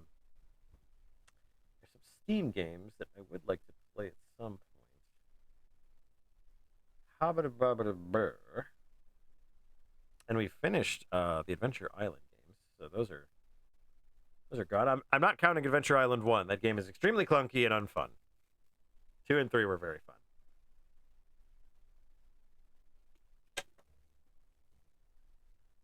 Don't you start taking all my Cobalt facts from me. I was actually going to start the stream with a Cobalt fact with a different voice. It was going to be fun. Oh, sweet wee boy. Whoop. Got to keep the camera on that boy because he's so sweet. He is right next to me. He's right there underground. Okay. Trying to decide what a mood I'm in. I do need to arrange a game with y'all to play Talisman together. That'd be a fun stream. That'd be a very fun stream. What kind of a mood am I in, folks? I know we've got to get some Cryon Conquest done, but what kind of a mood am I in today? Spirit Fair, that's another one. Mrs. Zibb wants me to play that. Psychopaths. What a great show. God, I loved Psychopaths.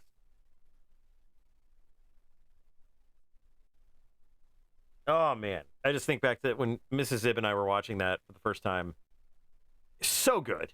Just like, so crazy. And we both were just like, I really want that freaking Dominator. And it's like, yeah, kind of do. But just so good. Just so good. I loved that show so much. Akane was kind of a wiener, but yes, yeah, the Dominator was absolutely inspired by the gun in Blade Runner. You're not wrong. Man, what mood am I in? That's a great question. You know what? I'll show you guys this game. This is a cool game for cool people.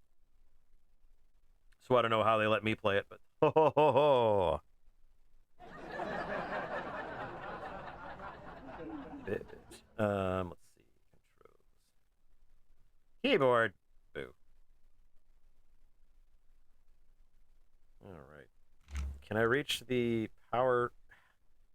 See, here's the problem. My light switch makes this so much easier to play the game because my overhead light is absolutely wrecking this. But if I get up, the dog will move. So I will have to suffer. I will have to suffer.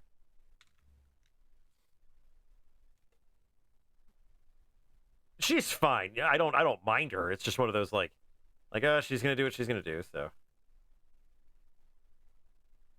all right. Doopa doopa doopa doopa doo. Doopa doopa doopa doopa doopa doo.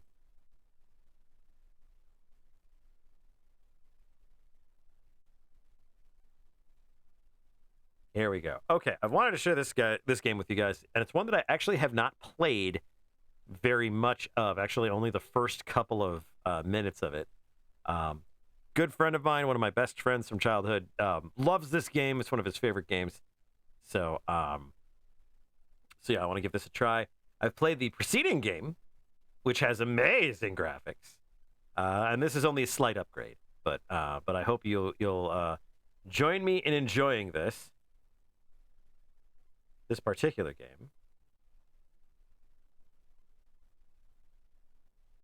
And are you going to start?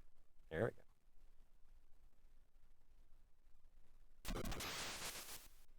go. Kaboom!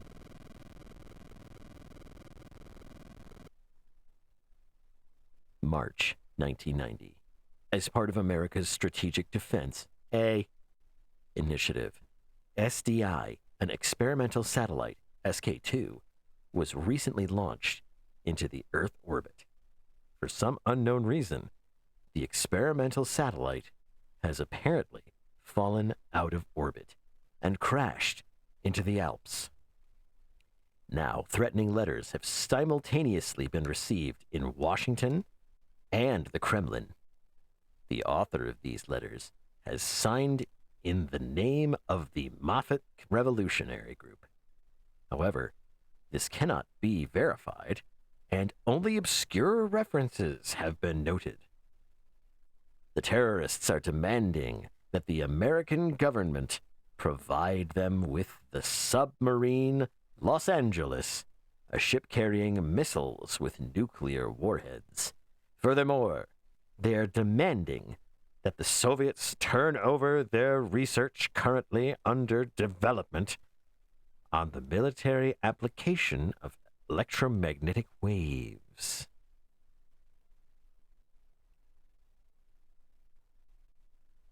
That's right. It's Purple Hands McShooty Gun.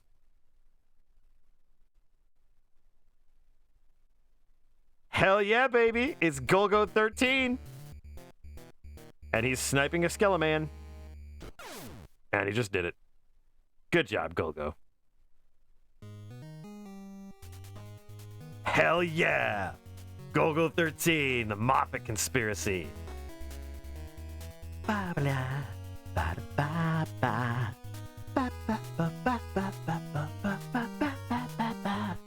Another game by Vic Tokai.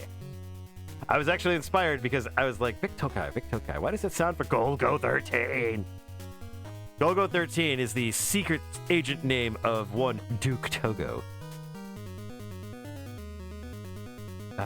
Yeah, it's still going down. They're still making Golgo 13.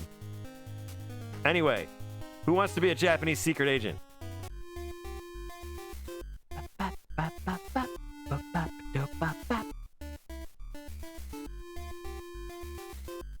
This was an exploded, like, amazing upgrade from the original Top Secret episode.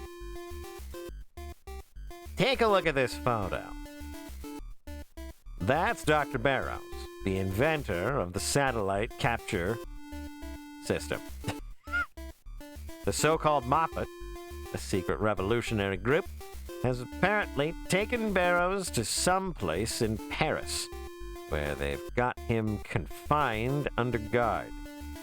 Our data shows that Moffat appears to have used Dr. Barrows' satellite capture system to bring down the SDI satellite. The so-called Moffat, secret revolutionary group, has apparently taken Barrows to some place in Paris.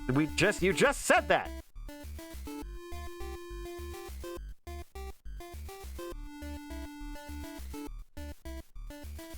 Okay, this is literally, you're repeating yourself.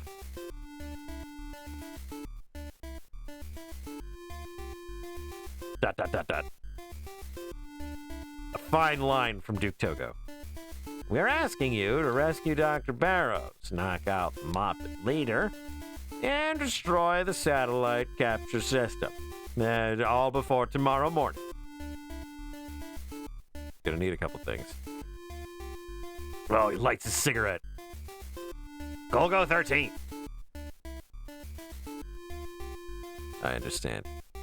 I'll see what I can do. Is there something you'll need from us? I need a custom M16 with a push button. Well, there's the... Whoa, Duke, starting early. All right, people are waiting for you at the Arc de Triomphe. They'll have a python for you there. You can leave immediately. Boy, that means something different in 2026. Act 1 in Paris. Vic Tokai's translations were awful. And for some reason, just super slow. Here we are, we're Duke Togo. We can jump. We can make a badass jump kick. And a regular kick. And a bottom kick. So much kicking. And look at how we walk so jauntily. Wha! That's right. Bam, bam! Kicking bad guys on the street. Ah! I was trying to jump kick you and impress everybody. I failed. Man. Whoa!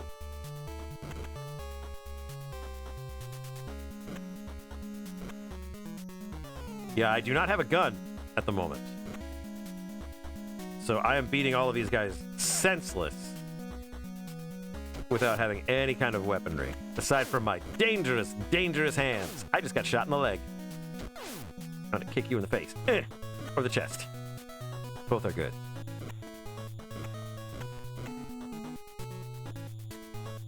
Kick 'em! Only you are allowed to wear a suit and walk on the street. Kick people in the nuts if they break the rules. Ah! My most of me. Ah! Ah! Ah! Boo!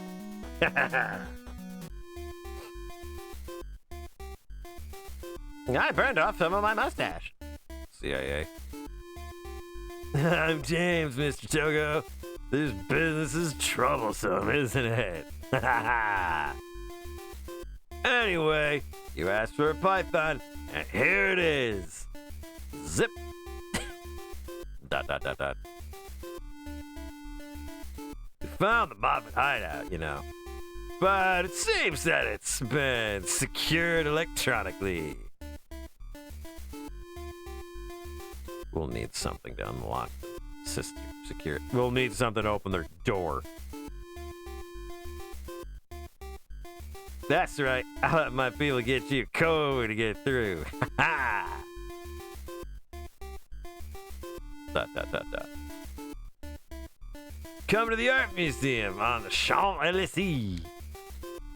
That's French for Champs-Élysées. I'll have the code for you there. The password will be, I want to open the eastward window. Cool, now we have a gun. Pow! Whoop, bam. Ah! Well, we died. There we go.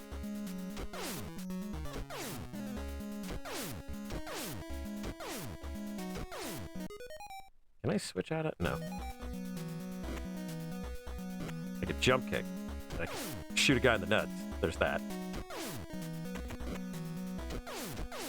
You know how common gunfights are over in Paris. Every day with these gunfights. Man, I want these guys 80s ass submachine guns.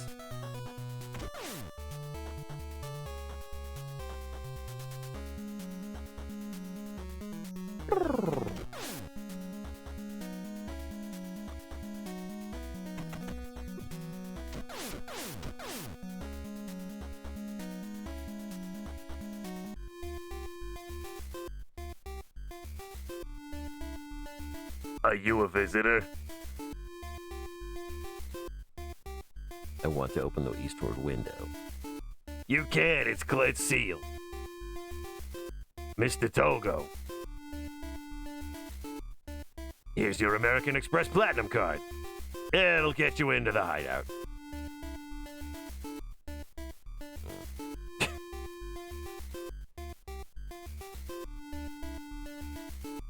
The trade office on Bastille Boulevard is the hideout. Take care. I'm going shopping for a new haircut. Now ninjas? Man. These guys really underestimated the power of the gun.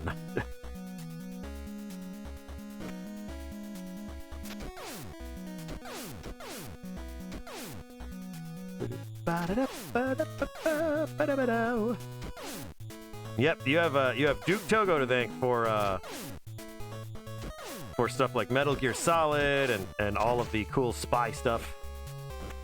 Like Chroma said, this has been going since 1968. It's a long-ass series, still going. I actually saw a Golgo 13 doll at an anime convention, and I was so tempted to buy it.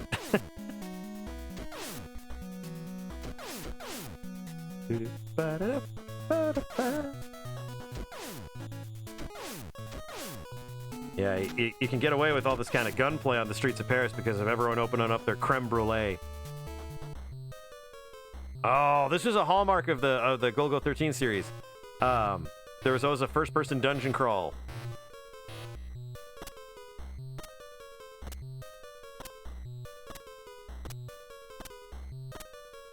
Come on.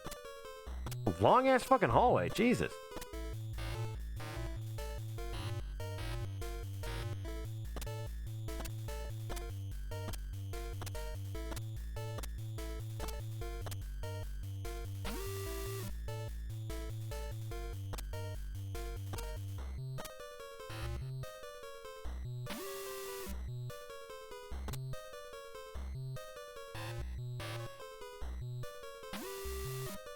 Oh yeah, in the first game, you get stopped every couple of seconds because of assassins trying to kill you, and that's usually in groups of like 8 or 9, including like helicopters and tanks and shit.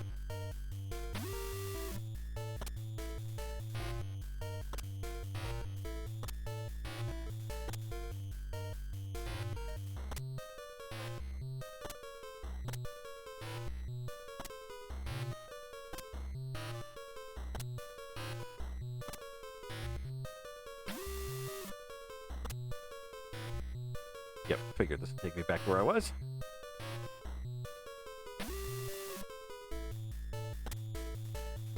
Meanwhile, in future France.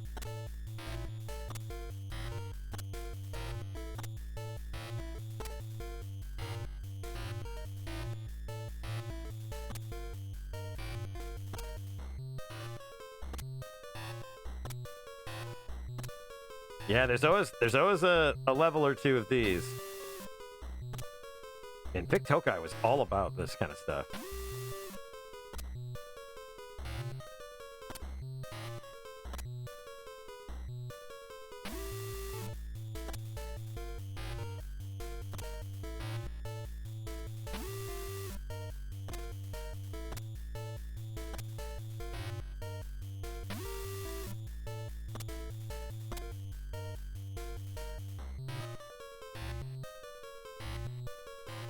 Oh man, there's freaking doors everywhere.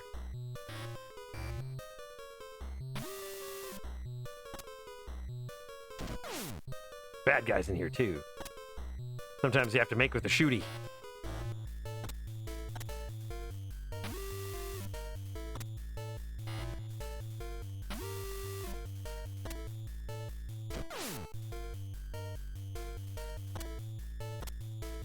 I'm loving all the health.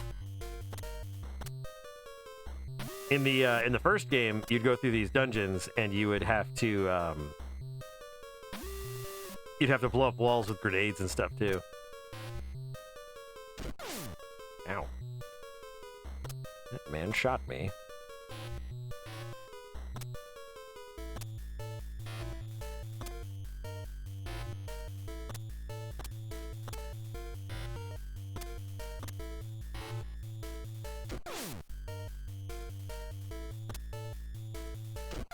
Ah!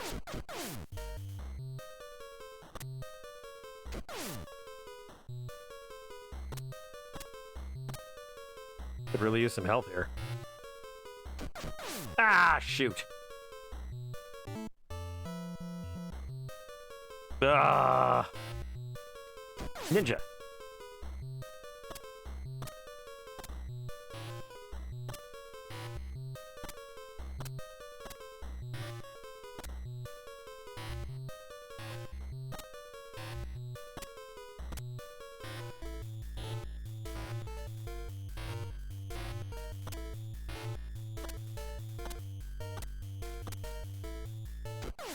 I do not have a map, so I'm hoping that if I run into enemies, I'm going the right way.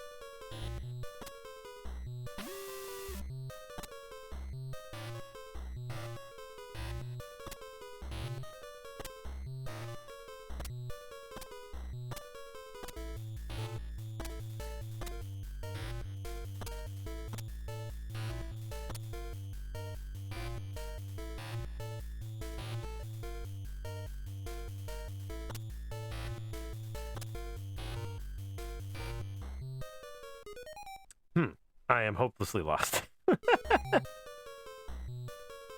Yeah, the boy has flown the coop. Okay. Let's see.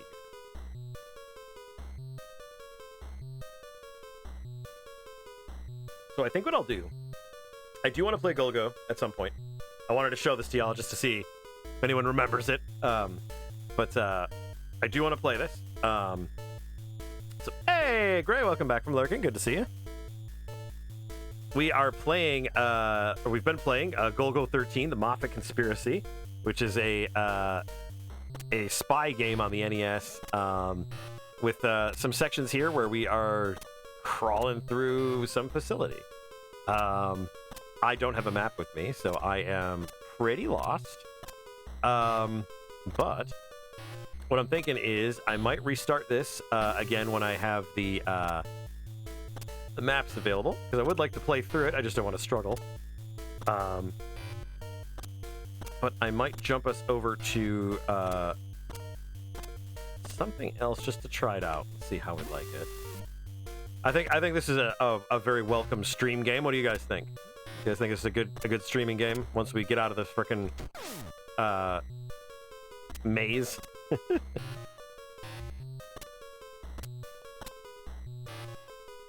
Honestly, Top Secret Episode might be a better game just because of all the exploring and shit.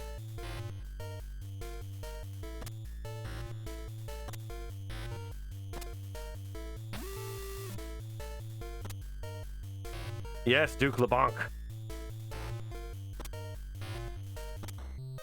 So we will get back to Grimrock. Kind of sorting out how I feel about some of these games and seeing if like I really want to play them on stream or if they're just something I don't want to play at home or if I don't want to play them at all.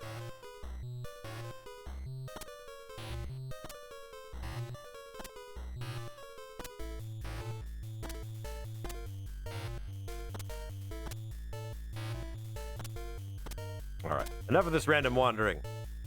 We will return to Golgo 13. All right. Yeah, Small Saga sounds really good, actually. I do really want to check that out at some point. What was...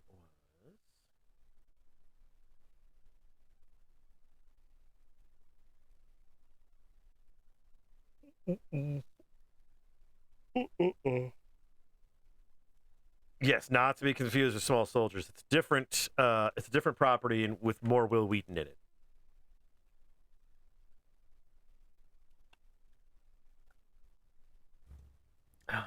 Let's see. I haven't gone fully through my list of games to put on the to stream list.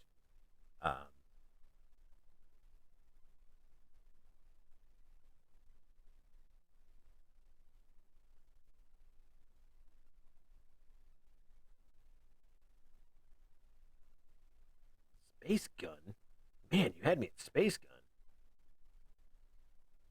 Okay, let's see here.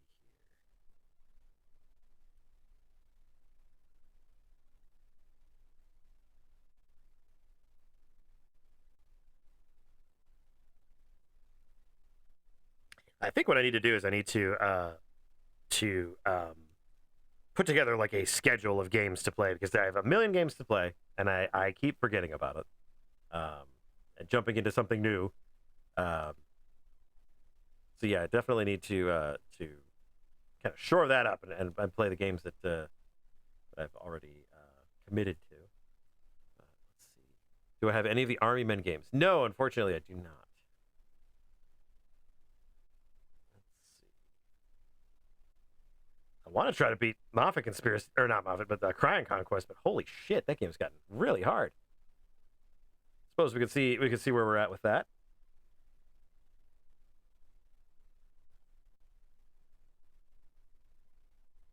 All right. Open a MU, buddy. Open a MU, ba-ba-da-da-dee. Cryon Conquest V. All right, back we go. That's right, we're underwater. Because these dang aliens are everywhere. Including in our gosh dang drinking water. And our swimming water.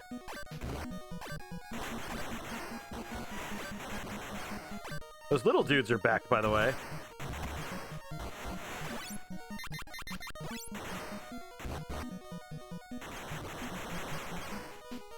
Ah, horseshit.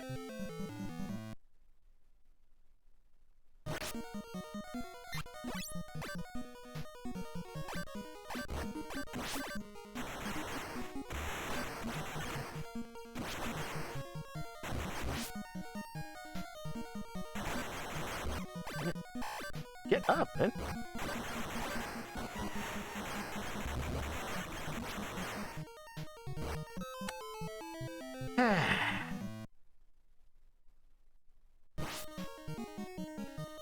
Yeah, these short hops, man.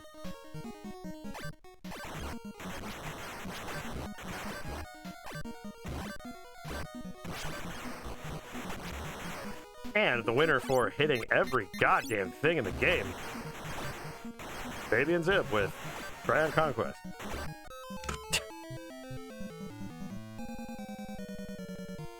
Oh, Victokai. You peaked with Golgo 13, and then you tried to make a Mega Man game, and man, not so mega.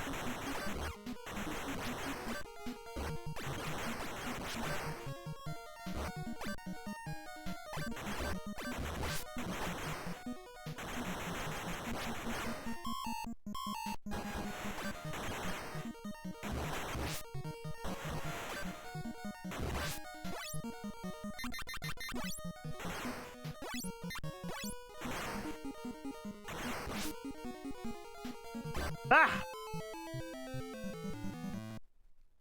I should probably be further along on that broom.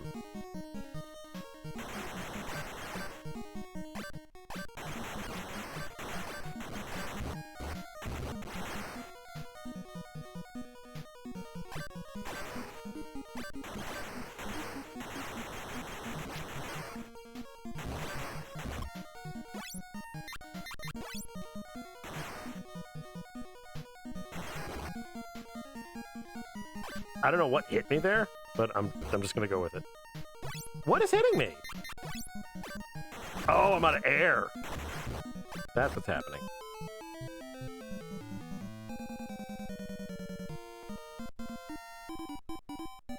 I don't even know if Mega Man can get through this. Even Dr. Wily's just like, holy shit!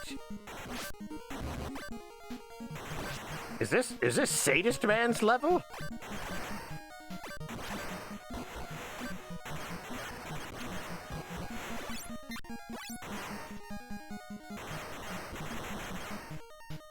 There we go. And we got lots of air left.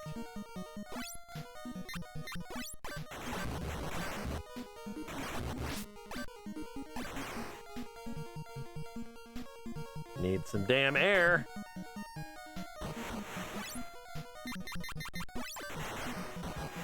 With full life.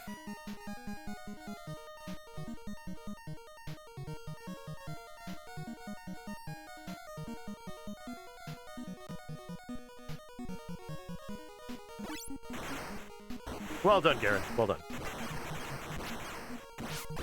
Well, this is why we save. This is why we save. It is an idiot.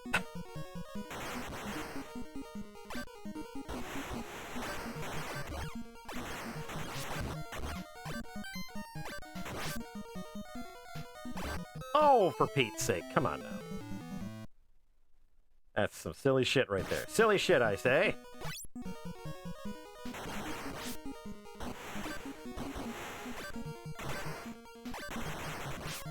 Would you tiny submarines please? Oh, fuck off.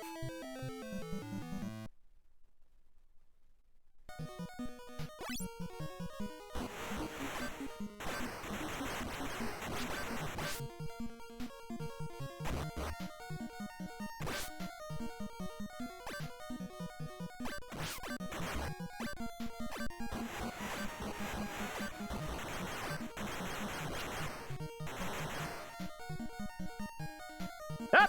Oh, that was close. I should not have survived that. Well, good. My hubris was paid.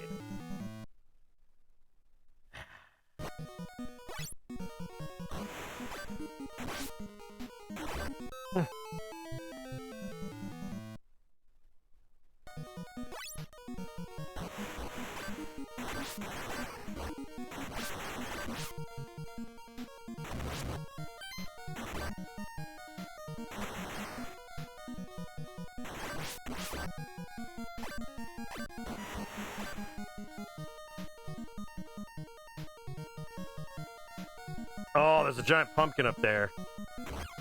Damn.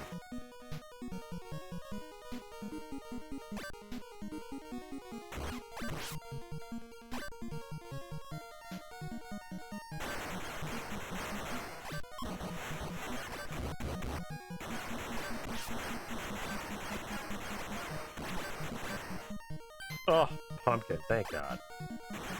Ah, finally! Round 3-2. And here we go.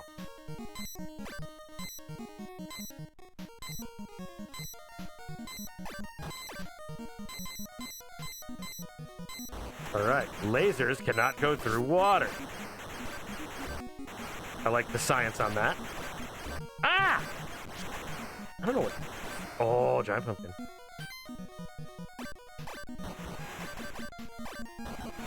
Since I've healed, I'm gonna go ahead and save that.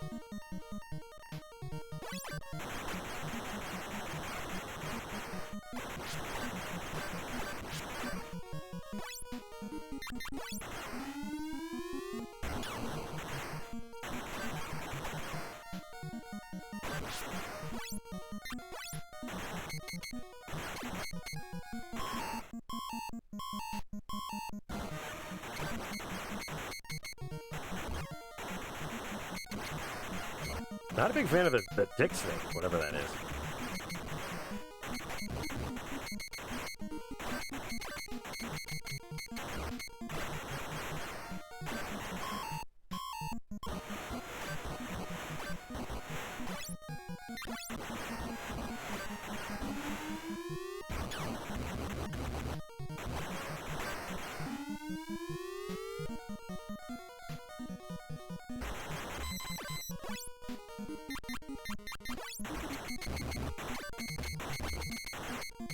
It's like, I feel like I have to kill that guy just because of the fact that he might have a pumpkin.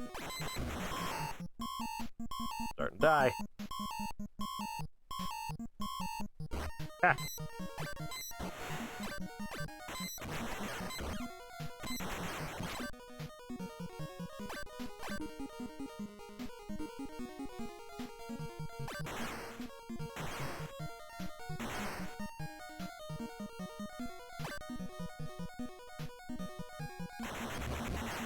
Oh, I ducked. God dang it.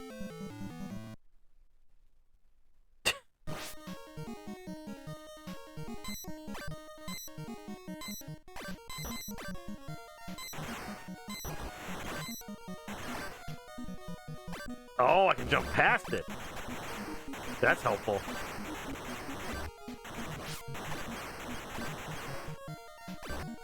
That wasn't worth it.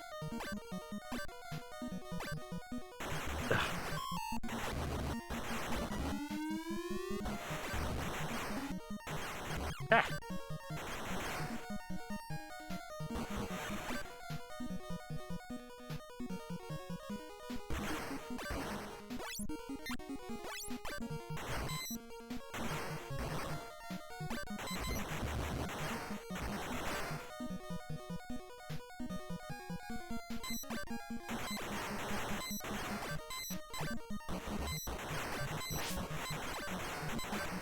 Oh, giant pumpkin.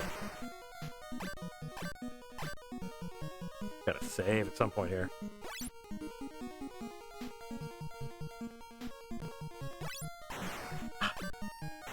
Damn it!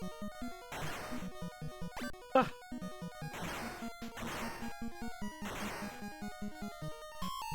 I know.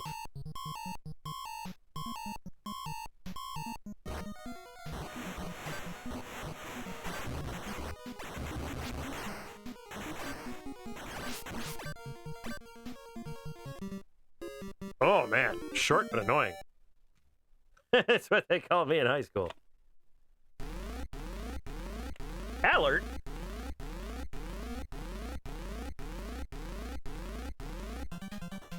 Big enemy! Data file number 3. Name Aqua Knight. Hit point 120, strong 30, high speed 70, shots 60, specialty transform attack. Message for you from your friends. Look alive! There! Wow, that's wacky. This has worked pretty much every time I've done it. Like, it definitely will bring them down quite a bit.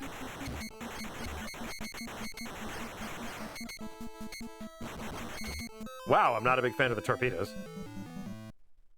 See, and like, I think when you die at the bosses now, I think, oh god, no, we're gonna get this right the first time.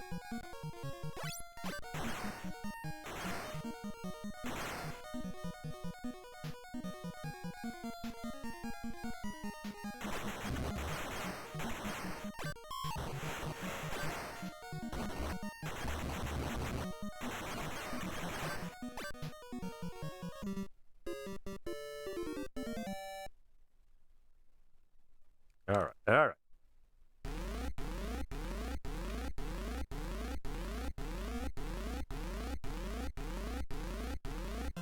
Yep, big enemy.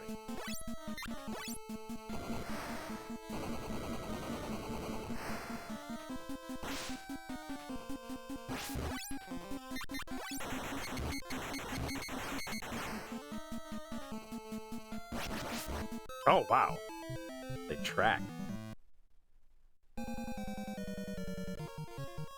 If I'm lucky, maybe I'll run into another giant pumpkin.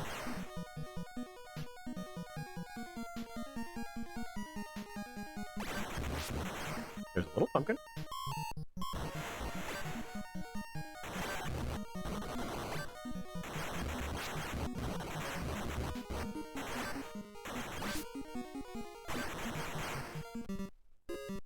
Maybe what I'll do is I'll open up with the ball attack and hit them for a while, and then if I have any life left, I'll see if I can hit them with the Phoenix.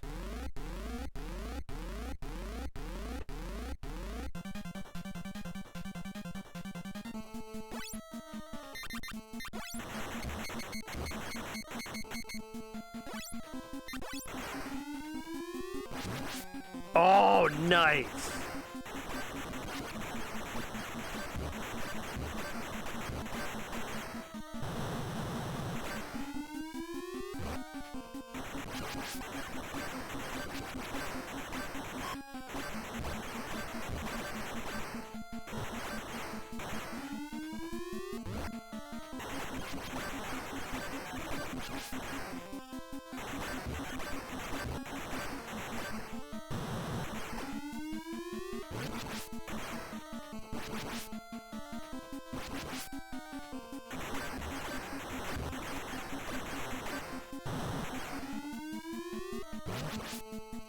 Oh man, this barrier is awesome.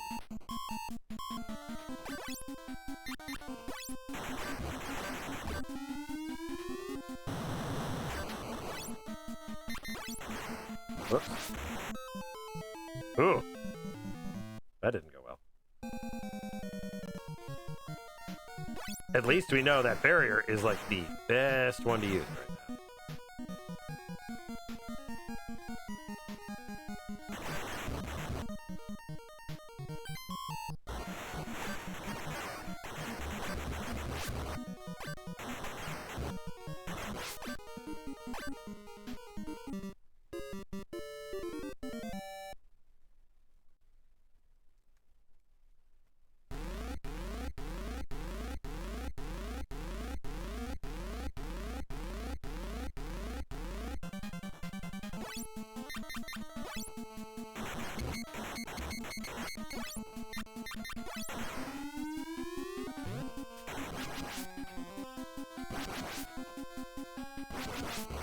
Whoa!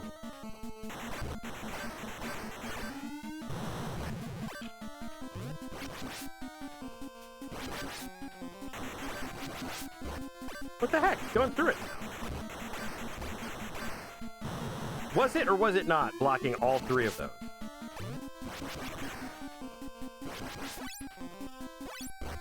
That was dumb. That was dumb.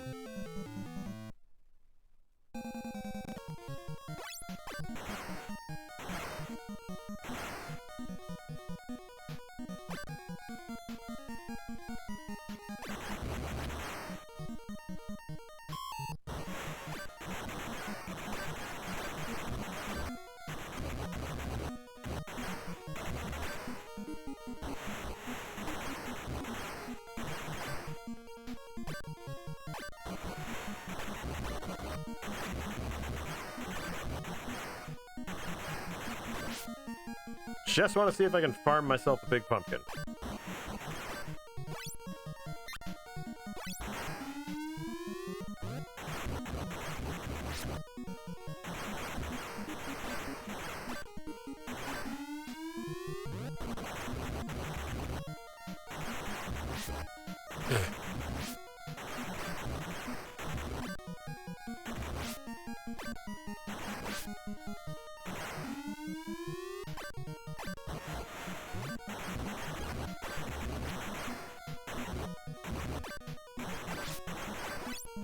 Don't think I'm going to be able to get a big pumpkin out of it. Key is to not take any more damage.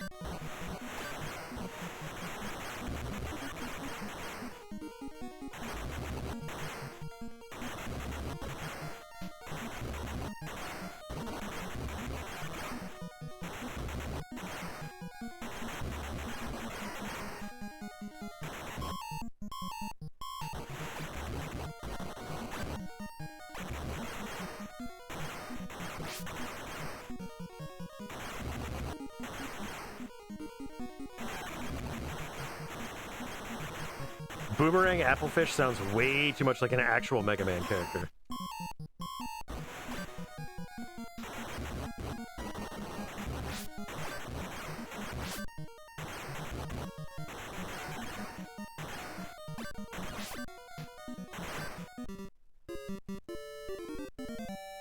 That's so...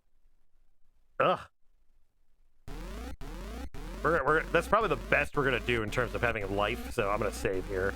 Once we get past the little preamble.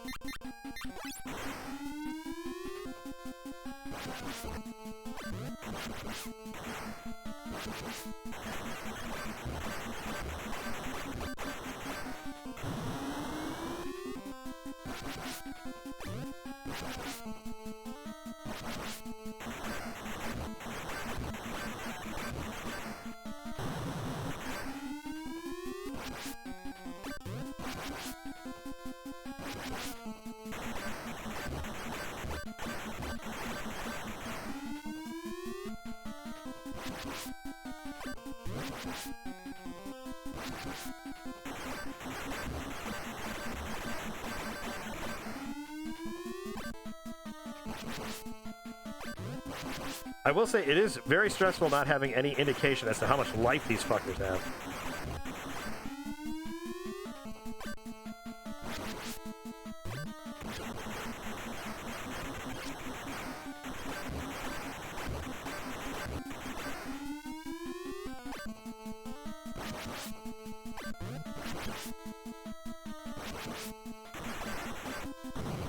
Yeah! Alright!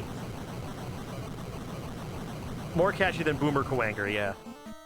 Oh, Boomer, you're Kawanger.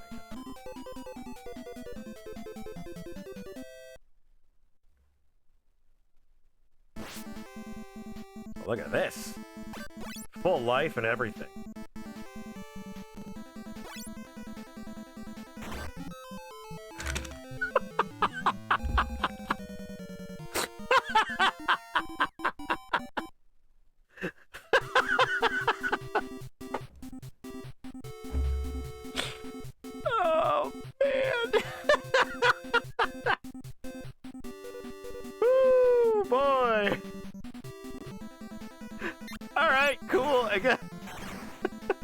Guess we're going up? Okay, we're going up.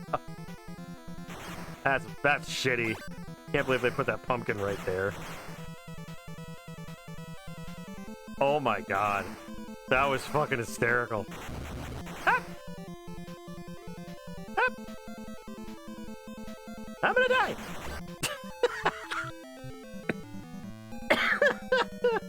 Okay. All right, we got it. Well, I've set out what I meant to do, which is destroy those 3 robots, and now I can retire. I just, you know what? I wasn't paying attention. I wasn't paying attention to the arrow at all. So that's better than me.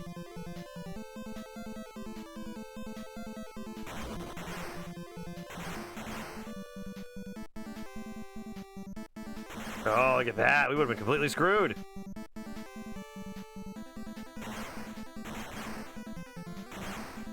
You know what? It's a good time to save. What an interesting... Oh, Libby, honey. Alright. At least we know which way to go.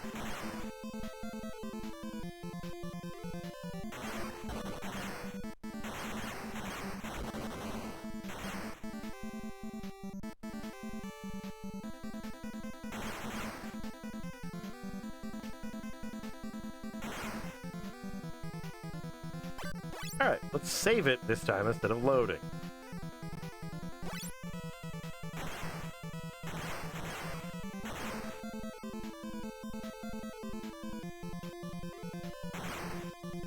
You know what? This game's probably gonna try to subvert my expectations. Damn it! At least there's a platform. Ah, crap! Well, I deserve that.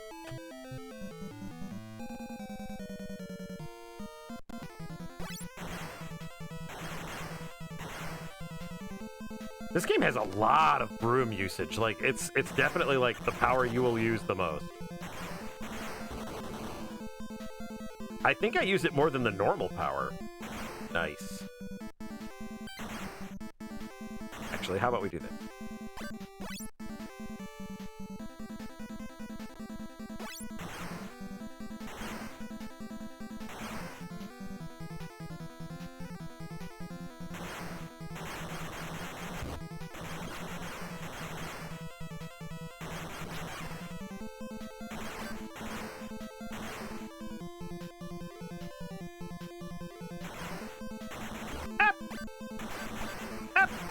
Damn it. Whoa, it starts you all the way back there. That is bullshit. Thank goodness for save states, right?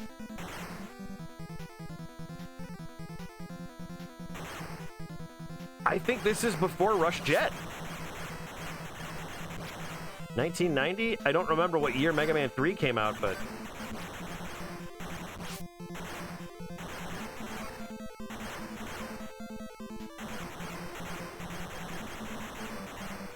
Oh, damn it.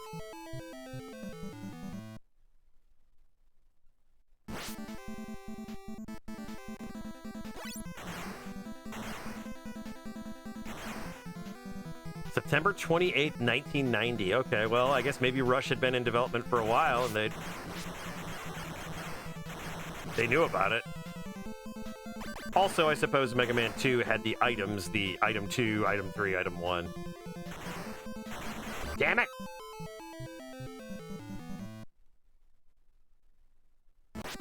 I have to say, this game is, I would say, is probably harder than 90% of the Mega Man games.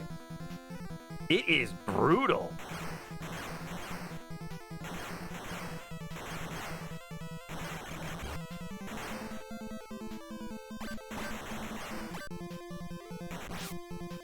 Ah, so cruel.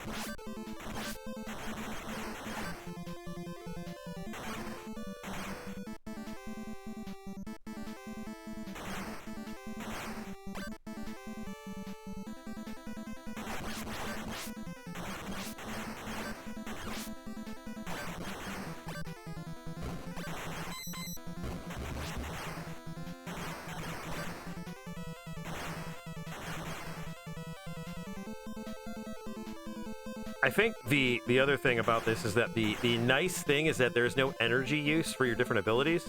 You just have them. Whoa!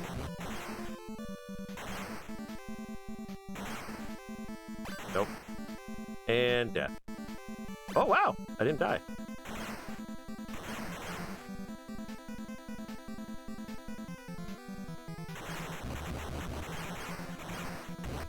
Oh, cool. Nice.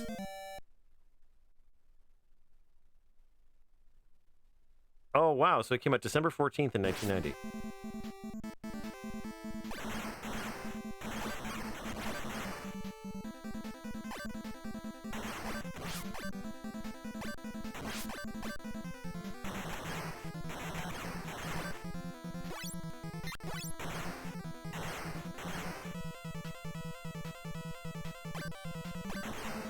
I need a little witchy poo. Ah! I probably could have made a save state, huh? All right. We got this. We got this now. We know what's going on.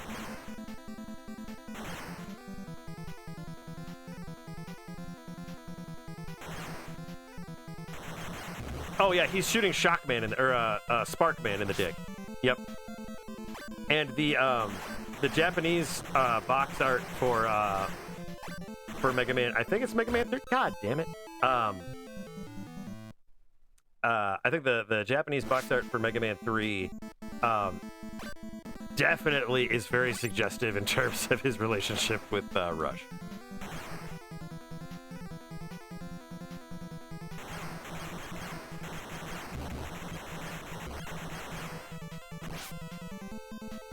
Oh, why did I jump? Zibb, buddy, come on. This took 10 months to code. Wow. You know, this is better than what I could do in 10 months. I will say that.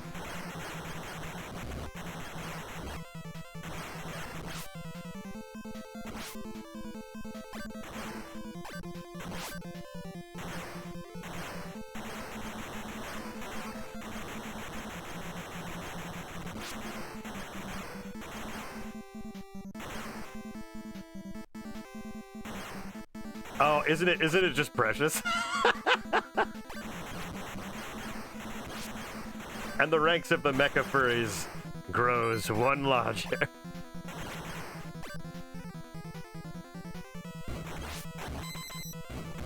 Yeah, the Japanese box art is not great.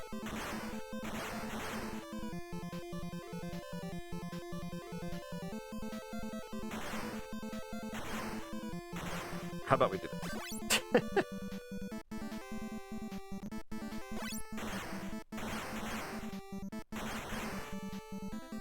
I mean, I guess if they're both consenting robots, then that's fine. Yeah, the European art for Mega Man has always been bad.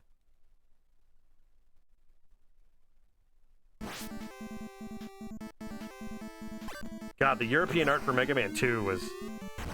I mean, I shit on the American one all the time because it's just garbage.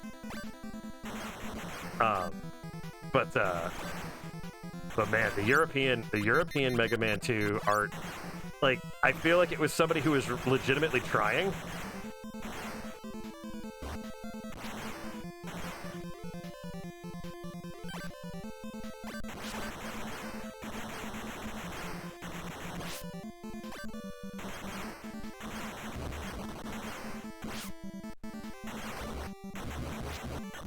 Somebody drop a pumpkin, damn it!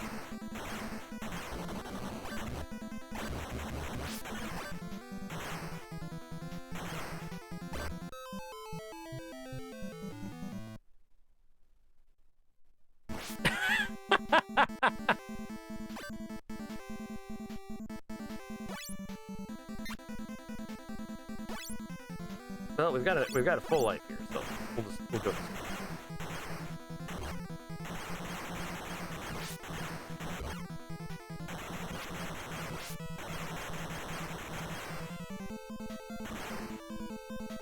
Dr. Wile's just like, we didn't even teach them that.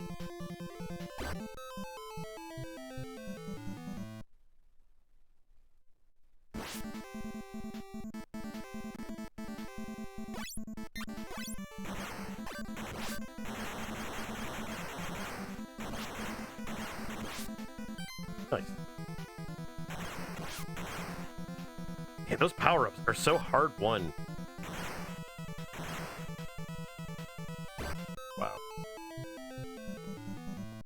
The Euro one? Okay, hang on. Let me check out the Euro one.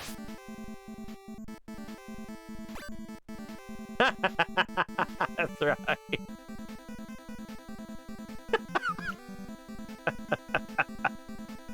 Dr. Wiley's like, he's making me watch. That poor dog bot.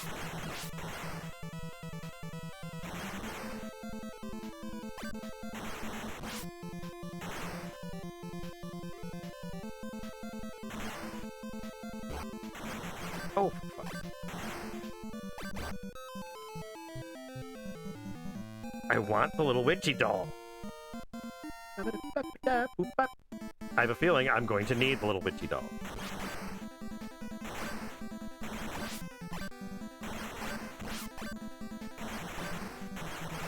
I would even love it if, like, they had, like, some kind of mechanic where it's like, oh, okay, well, if you use the normal Francesca, then, you have a higher chance of dropping pumpkins, you know?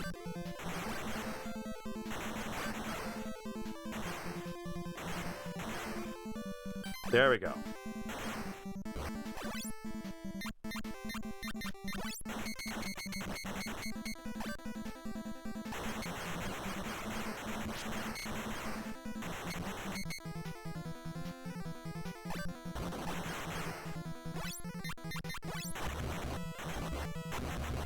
Oh.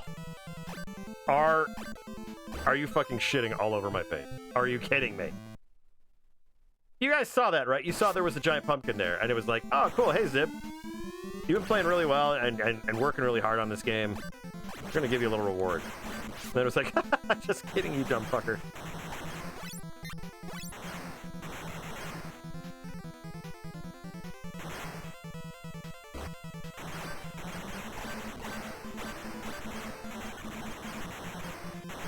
I do want to make a little emote out of the witch doll. In fact, that might be something I do tonight. Oh, recuperate from this solid gold ass kicking.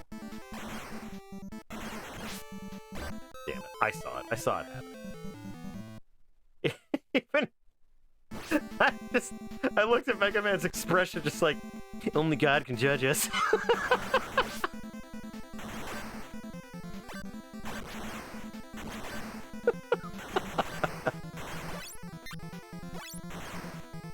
He's like, maybe sharing this part of my life with my extended family wasn't a good idea.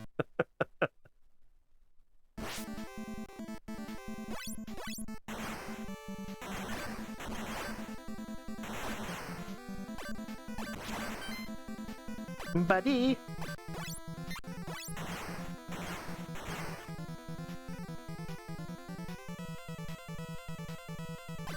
What? What happened there? I was just ducking the whole damn time. That was a bunch of horse shit.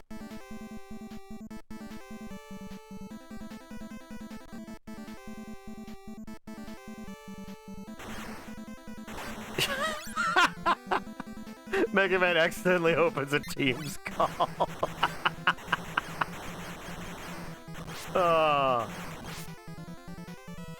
Mega Man likes to feel fancy on the weekends.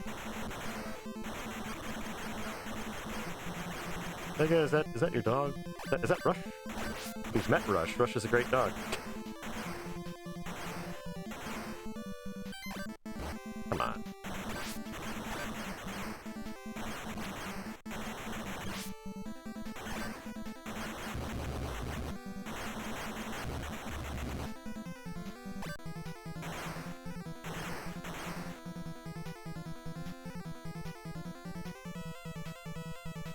Not fighting that thing.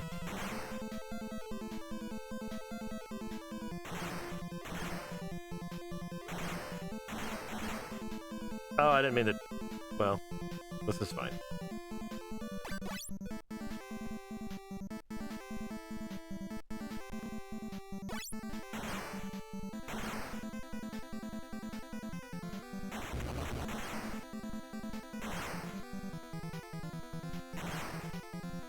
Oh, that was close.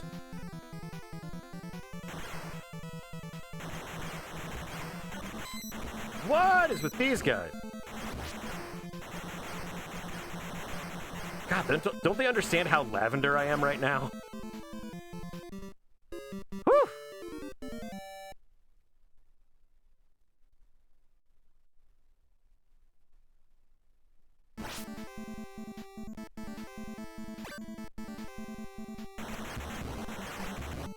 Ah, have we ascended far enough?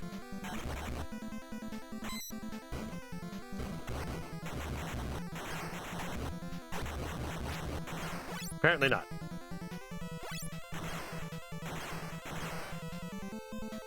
Ah! Oh, man. Cryon Conquest, man. This should be a yearly pilgrimage for people who make Mega Man games.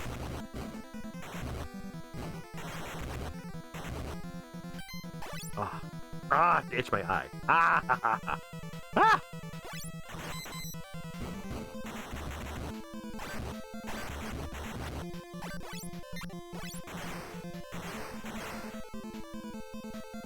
I'm going up a space elevator, apparently. That is... Oh, no! We fought that dude already. I think. Maybe.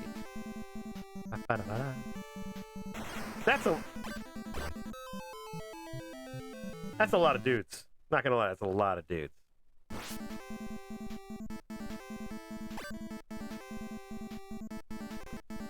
I'm climbing the outside of a MAGA building.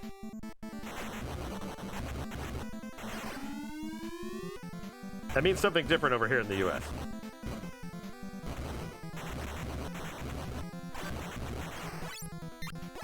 One of you could just fucking drop a pumpkin. That's all I'm asking for, man. I know it's not autumn anymore, but God, give me some of that spice. Give me that PK spice.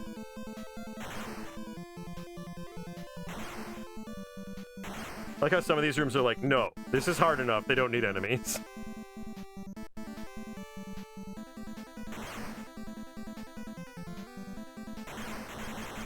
Knew it. I knew it.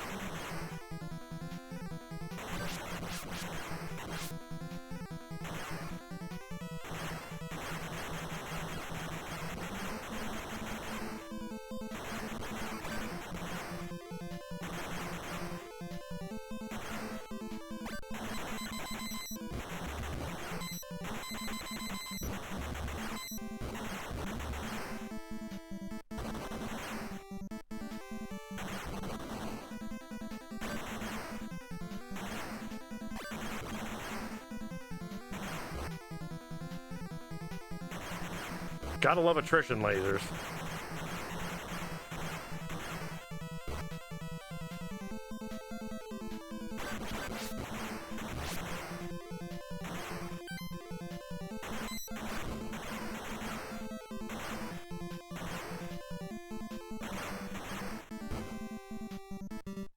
Welcome to Cryon Conquest. Well, you will absolutely earn every single pumpkin you get. Oh, jeez, oh, Pete. What is this thing? Big enemy! Data file number 4, named Skyhawk. Hit point 160, strong 70, high speed 60, shots 50, specialty? Hummer and miss. I don't think he's an enemy.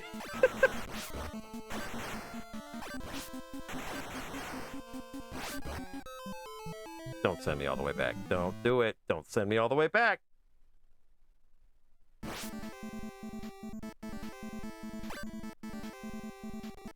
Okay.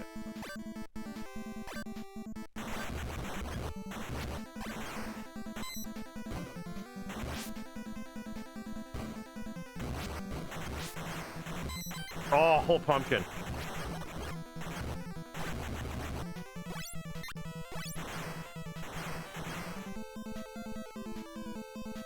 Throwing whole goddamn H3s at me. Yeah, you're not kidding. I will flog Samet. Samet has not been a good friend.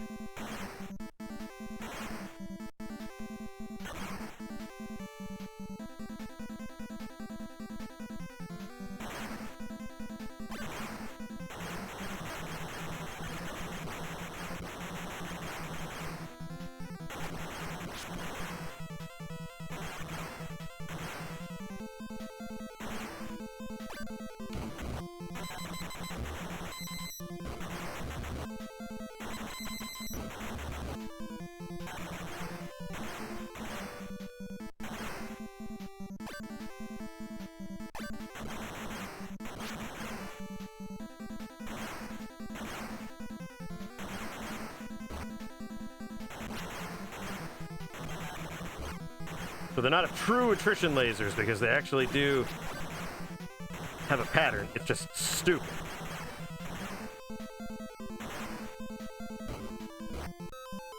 You know what? I'm gonna die, but I'm gonna get full life.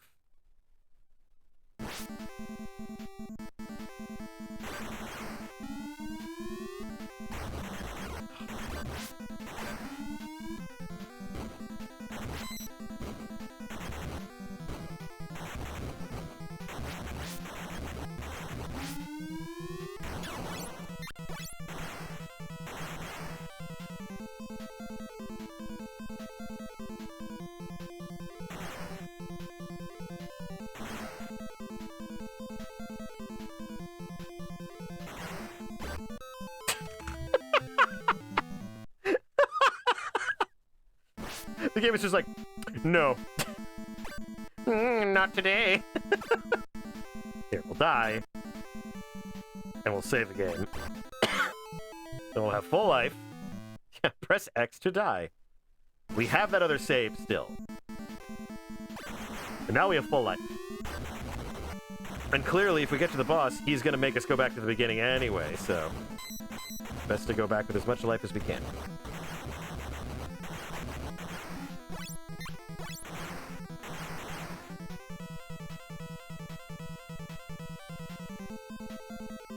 I hope you guys are having fun. This has been fun for me, actually, to get to play through this. Because, like, this is like having a Mega Man game that I've never played. Like, a classic one, too, which is one of my favorite, like, series of games is classic Mega Man. I do love the original Mega Man X, though. I made you guys watch me play that.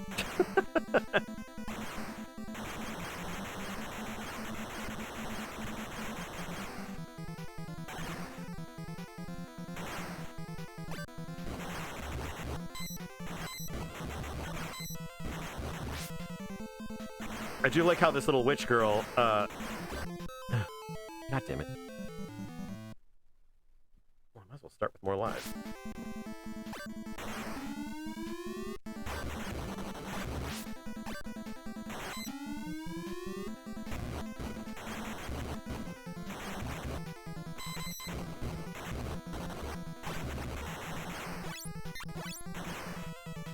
I'll go one farther and say these are actually harder than the original Mega Man games because there are no E-tanks. There are no, like, additional special weapons. There's nothing that can get me out of a jam like the, like in Mega Man 2, the Metal Blade is the best weapon in the game because it's good against everyone and it goes in 8 directions and it takes very little power to use it.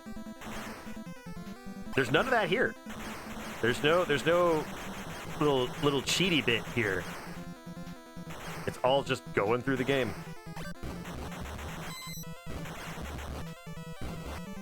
I will say the screen flicker is pretty bad on this, though. Oh,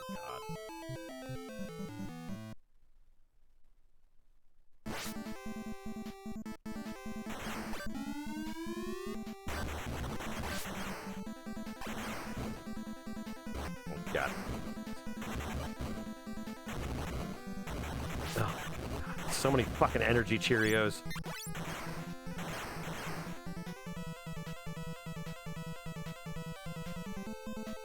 Let's say this game is definitely very challenging. Through a lot of its own imposed rules, too, not even necessarily, like... I will say the level design, pretty devious in terms of, like, very much fuck the player kind of situation. But yeah, I'll say this, you have just enough agency in this game to make a difference to actually do something. Whereas I feel in Mega Man games, they give you a lot more to work with. Okay, so how?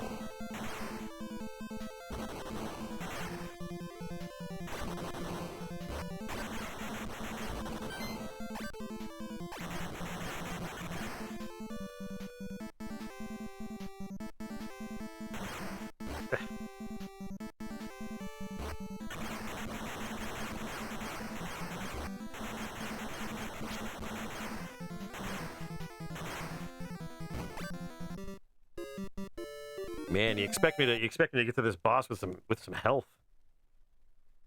You're nuts. You're nuts.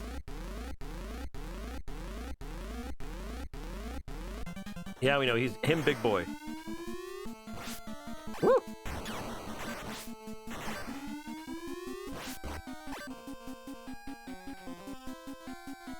Come on down, buddy.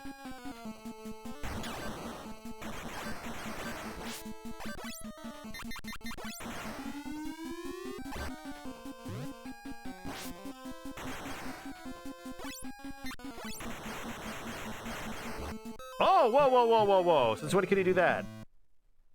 That's bullshit.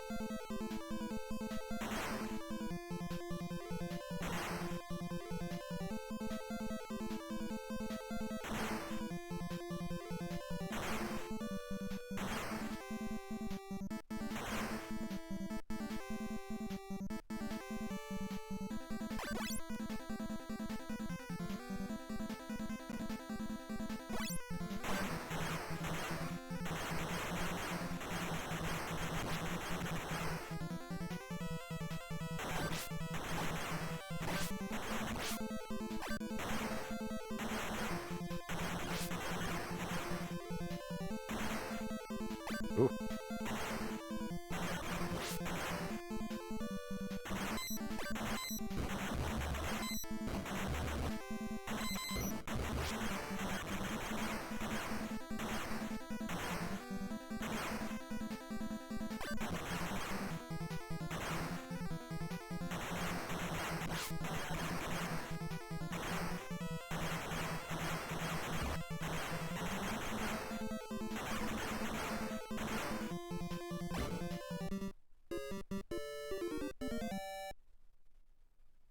Yeah, it's also I'm just stupid. There is also that. Oh, hit water here. Oh. Schwitzing like crazy here.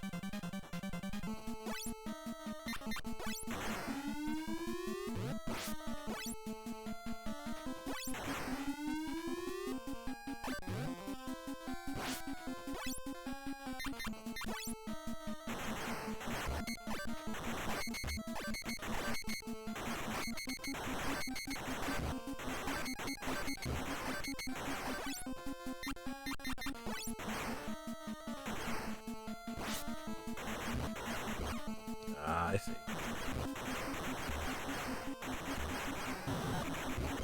Ho ho ho. You are a ass.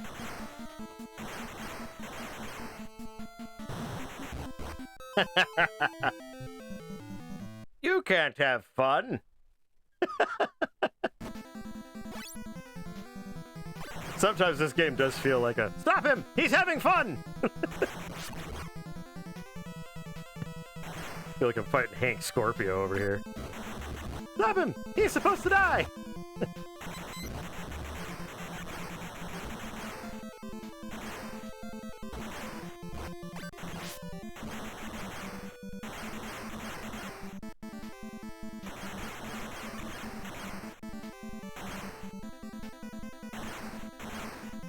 Ah!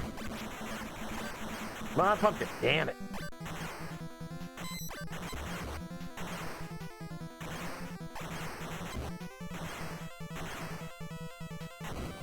Well, there's no way I'm getting through in this.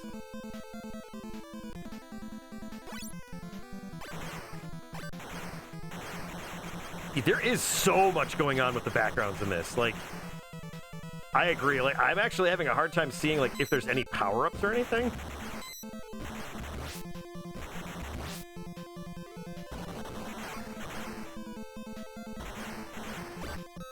God.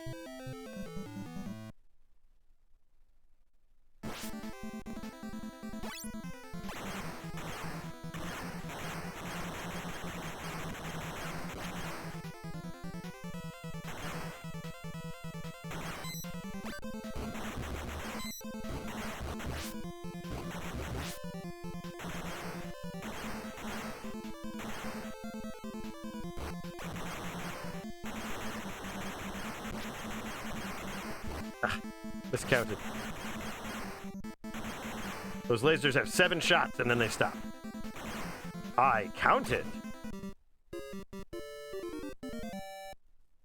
Yeah, that little red guy, I'm not a big fan of him.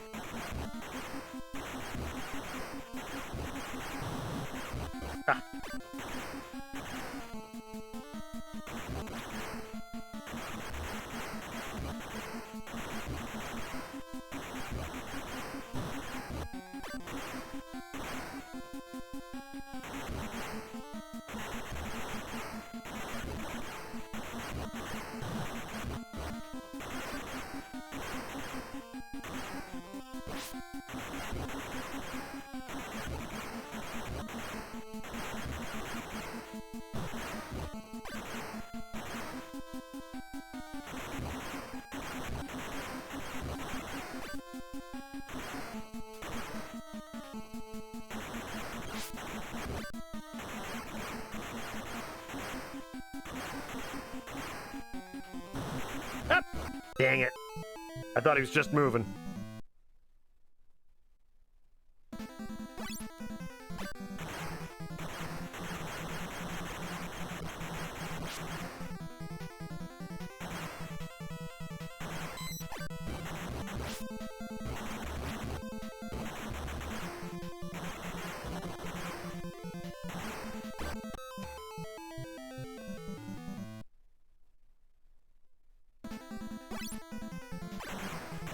I'm gonna finish this damn game.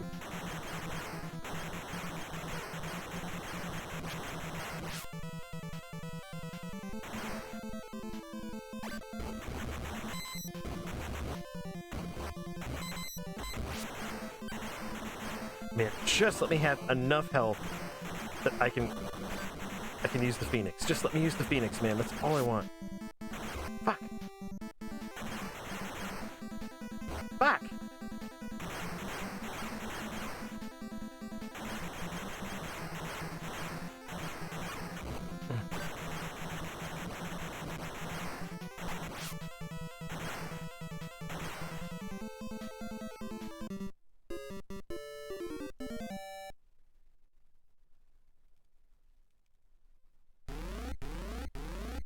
Oh, man.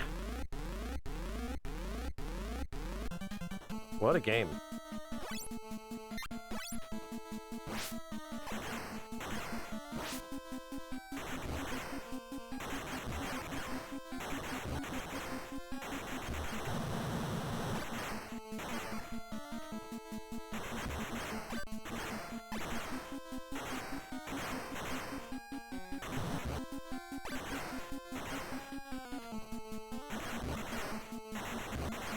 God, I wish he would back up. Finish your little rotation. There you go.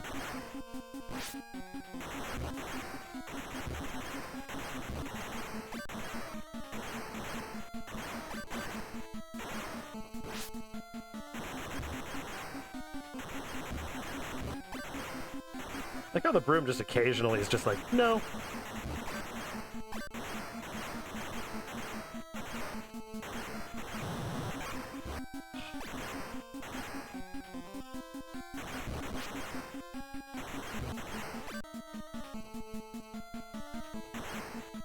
Back up. Thank you.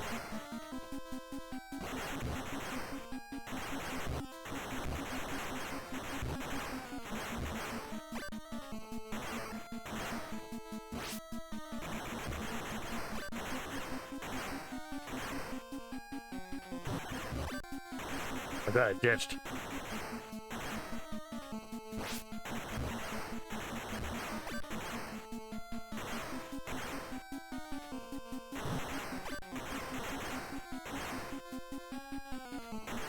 No, man!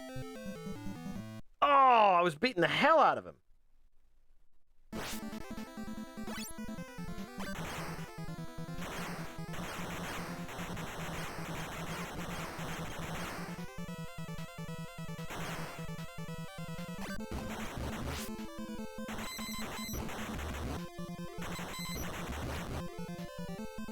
Okay, I think I've earned this one.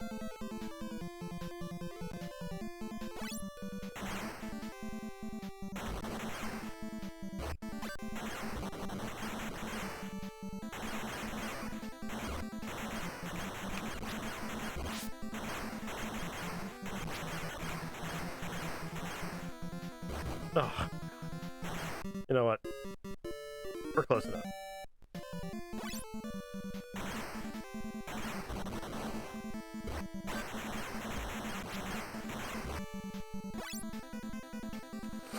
Ah.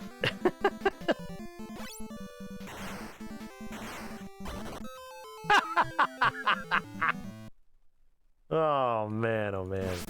Francesca! Getting quite the review of all these aliens' spikes.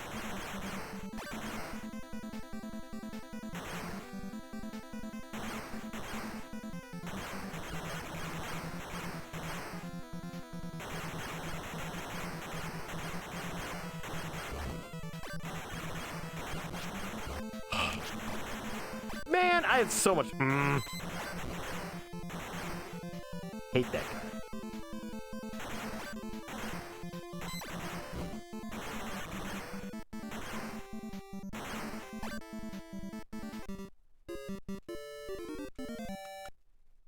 No! I cannot take a break. I have to beat this guy.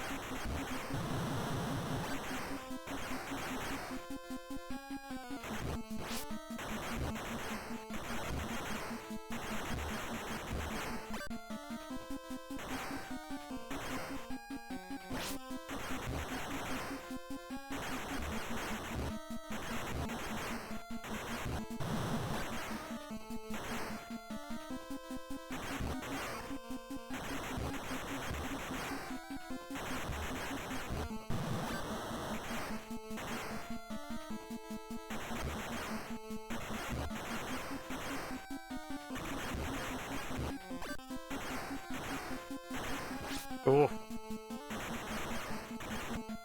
Yes! Oh, man. Eat it, Skyhawk.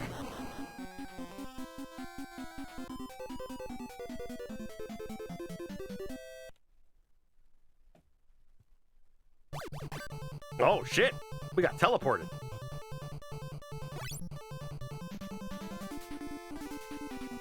Oh, it's the intro music.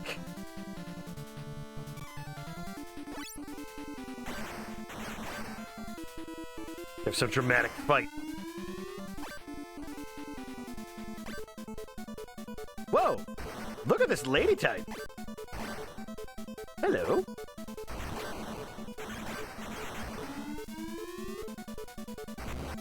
Oh, I can hit her on the ground. Awesome.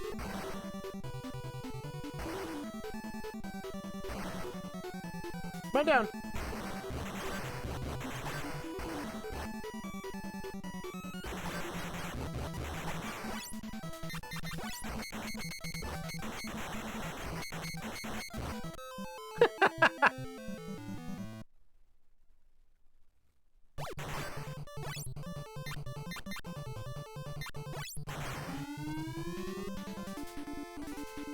Well, I mean, we are fighting alien invaders.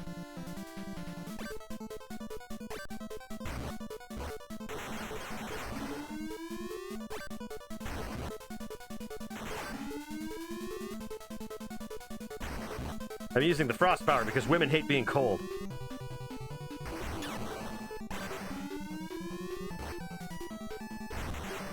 I'm using what the game has taught me.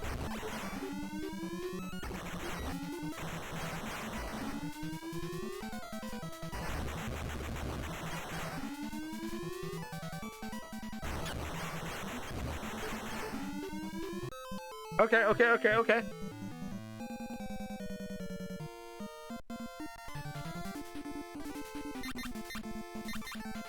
No! Oh, damn it. Just blow a hole in the side of the ship and just suck us all out into space. Like, whatever.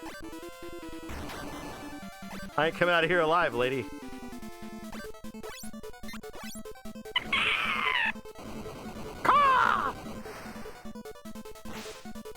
Phoenix, baby! Did that even hurt her? Oh, that's disappointing if it didn't. Ah!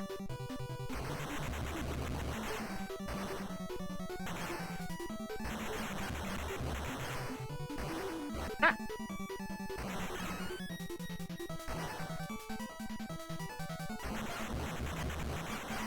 I'll blast her shins off.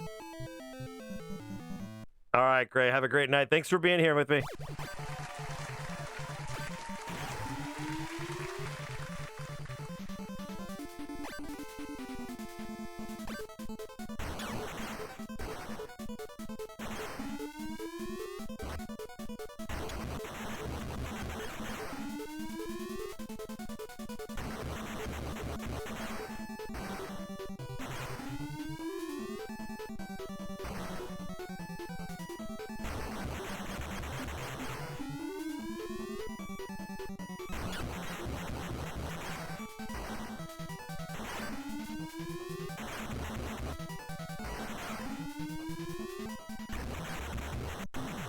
Whoa! We blew her up! Give me your stuff. Mega Man? Oh no, we're fighting our clone! It really is Mega Man!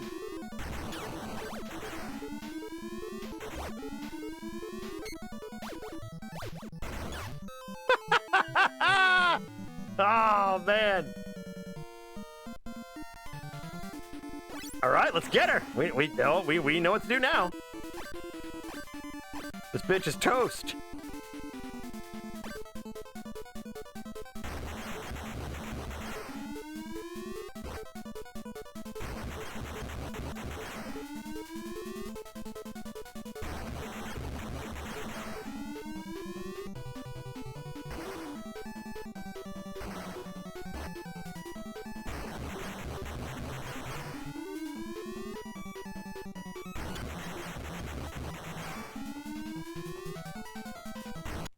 Yeah! Give me your orbs, lady.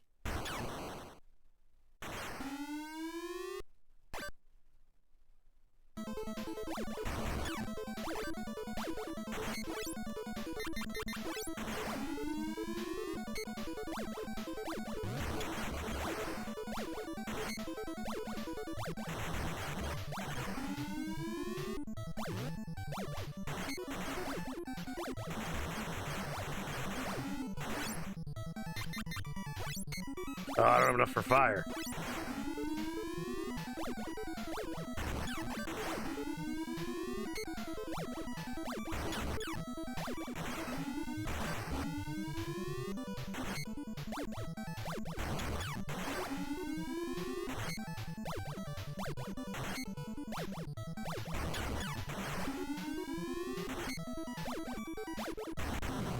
Whoa!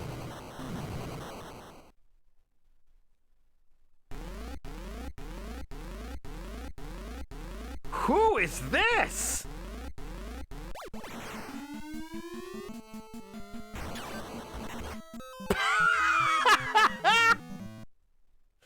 Oh man. Okay.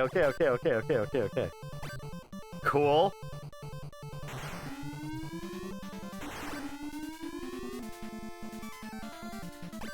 I guess she's some kind of robot alien queen, yeah?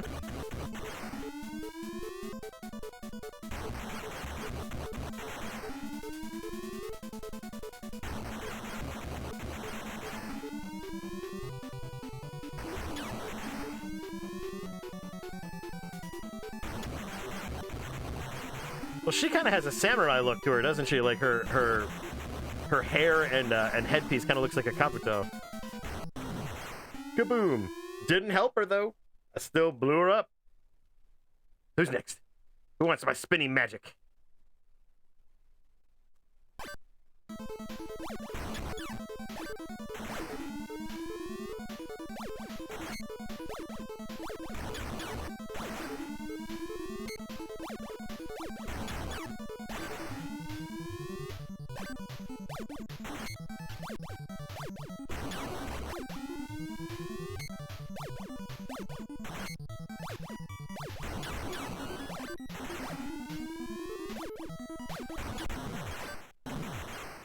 Nobody messes with the real thing. I'm the real Francesca.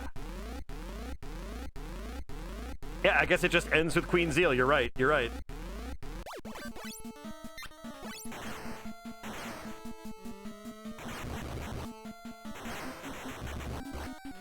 Ah.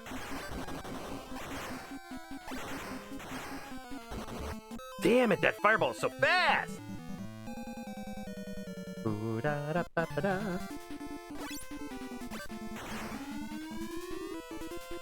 I don't know. I mean, I saw her in Chicago. And oof. Oh, come on. Come on, Zeb. You have fought the samurai lady before.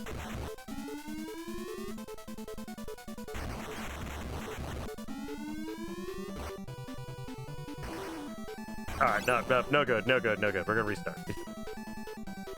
Restart the whole game. Yeah, I mean, Queen Latifah.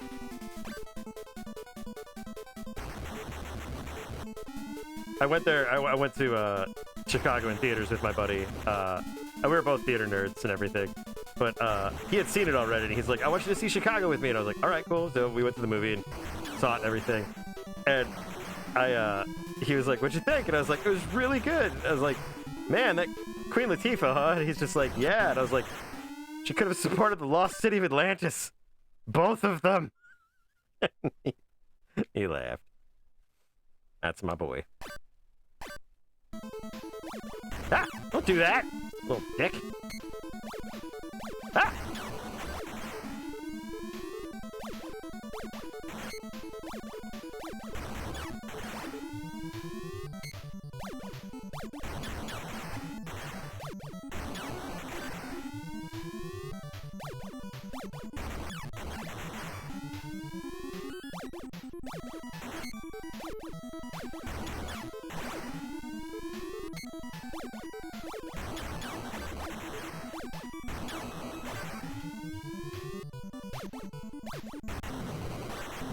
Cacao.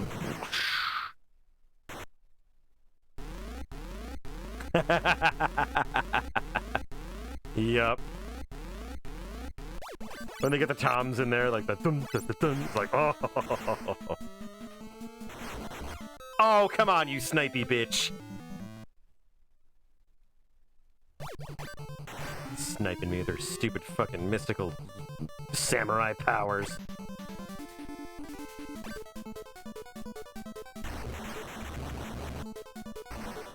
I remember because at the time, like the whole deal was you know, like, oh, Catherine Zeta-Jones, and it's just like, oh, man.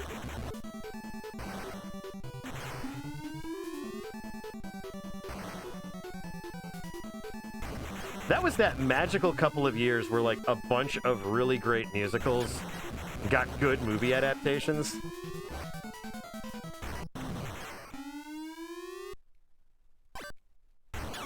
Ah, blow it up, blow it up, blow it up, blow it up.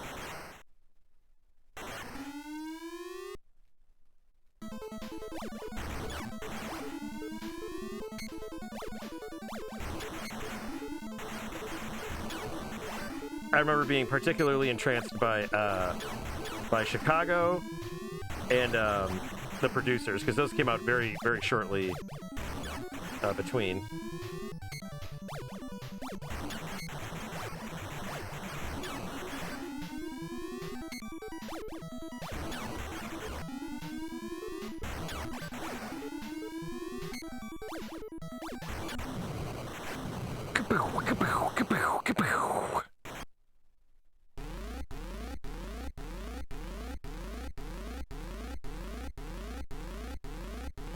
Maybe she likes my balls. Let's try hitting her with my balls.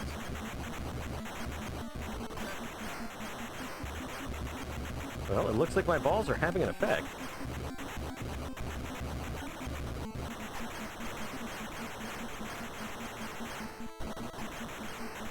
Oh, now it changed. Oh, you bitch.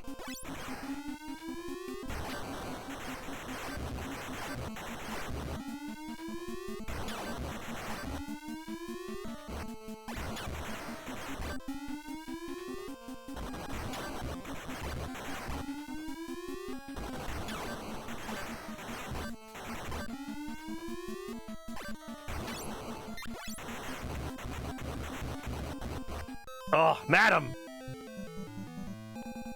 Won't you accept my balls? I know they're one of your weaknesses. We're getting better at getting there with less damage on us, so...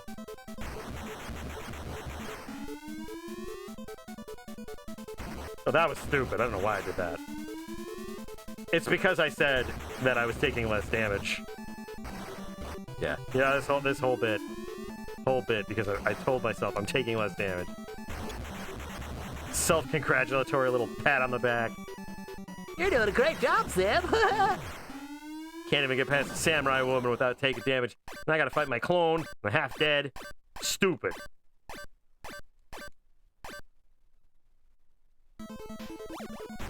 Ah. Horseshit.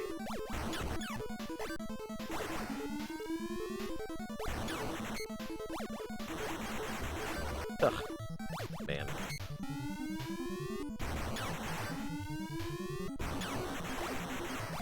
What I want to do is I want to get to that lady with, like, as little damage as possible, and then use the Phoenix on her, because I know that's going to do some tremendous damage. Or I would hope so, at least.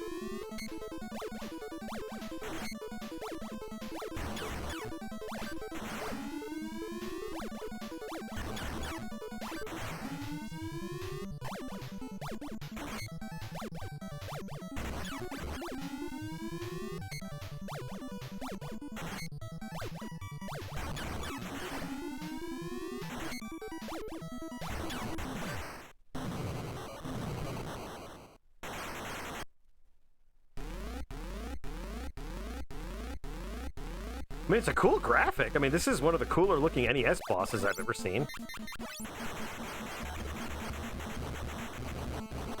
My balls, let me show you them.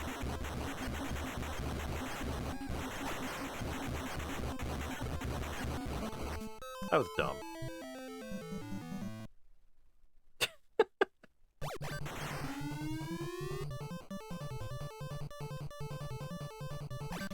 Don't you spray me. Don't you spritz me.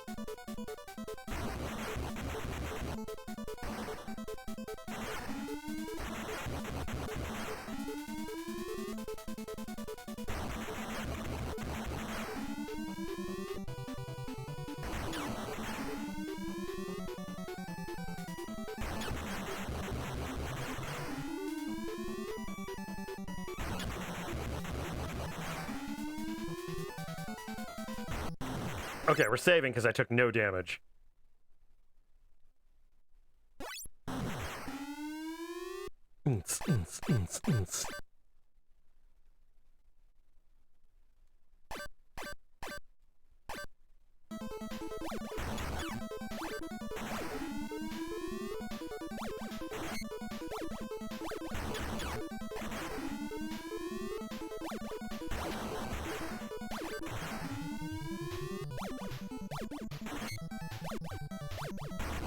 Oh, come on.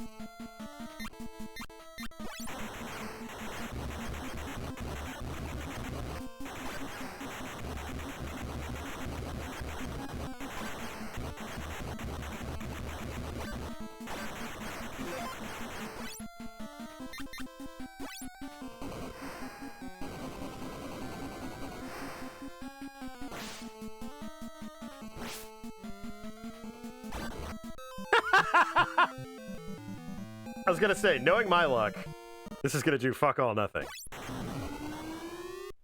Alright, let's beat the me clone. Let's beat the me clone.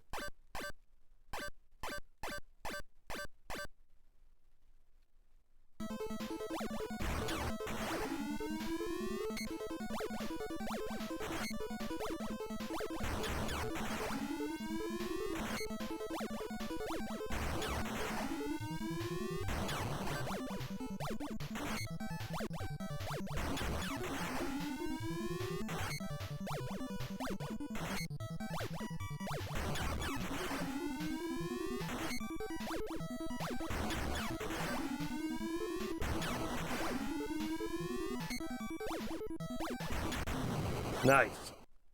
No damage on this one either.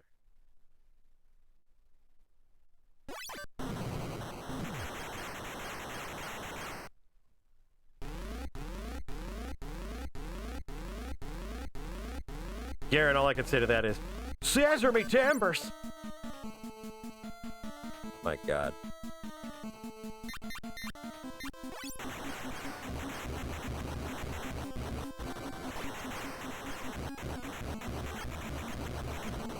Alien robot is no match for my balls.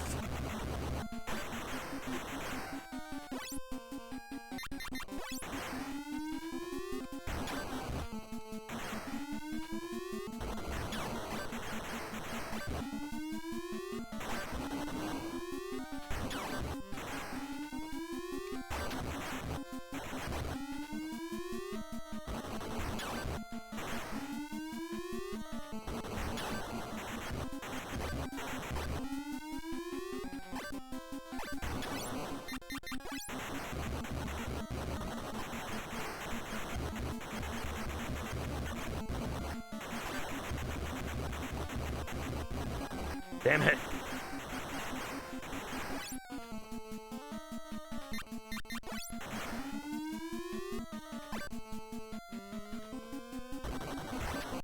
Woo! Oh man, did we do it?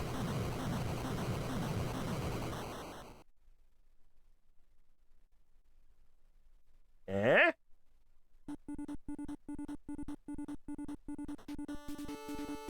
We win! Congratulations!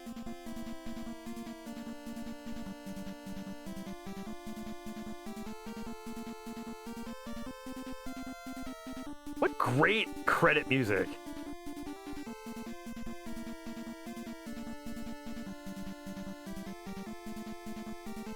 So far, only 5 people have worked on this. 6, 7, 8, 9. Oh, man.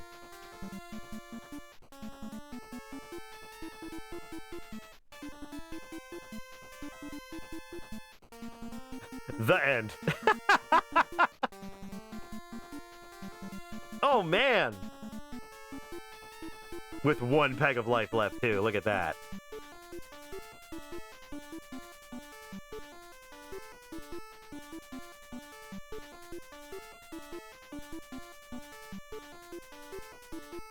So I'm jamming out here a little bit. Huh? Eh? Post-credits end scene? Nothing. We have reached kill screen. Oh, man. That is awesome. Oh, wow. What a cool little game. What a cool game. Hard as shit. Even with save states, that game was a march. A definite march. Wow. But that's awesome. We've completed Cryon Conquest, guys. Oh, and great timing too, because the stream is now coming to an end. So, that was awesome. I'm super glad we were able to finish that. What a game. What a time to be alive in this amazing moment. Oh man. How are you guys? You guys feeling good? You guys feeling good? We finished it? All right. Well, it's been a fun night. I hope you guys had a good time. I had a great time, and we will see you again. Looks like Monday night. So, yeah, everyone stay cool. We'll catch you later. Bye-bye.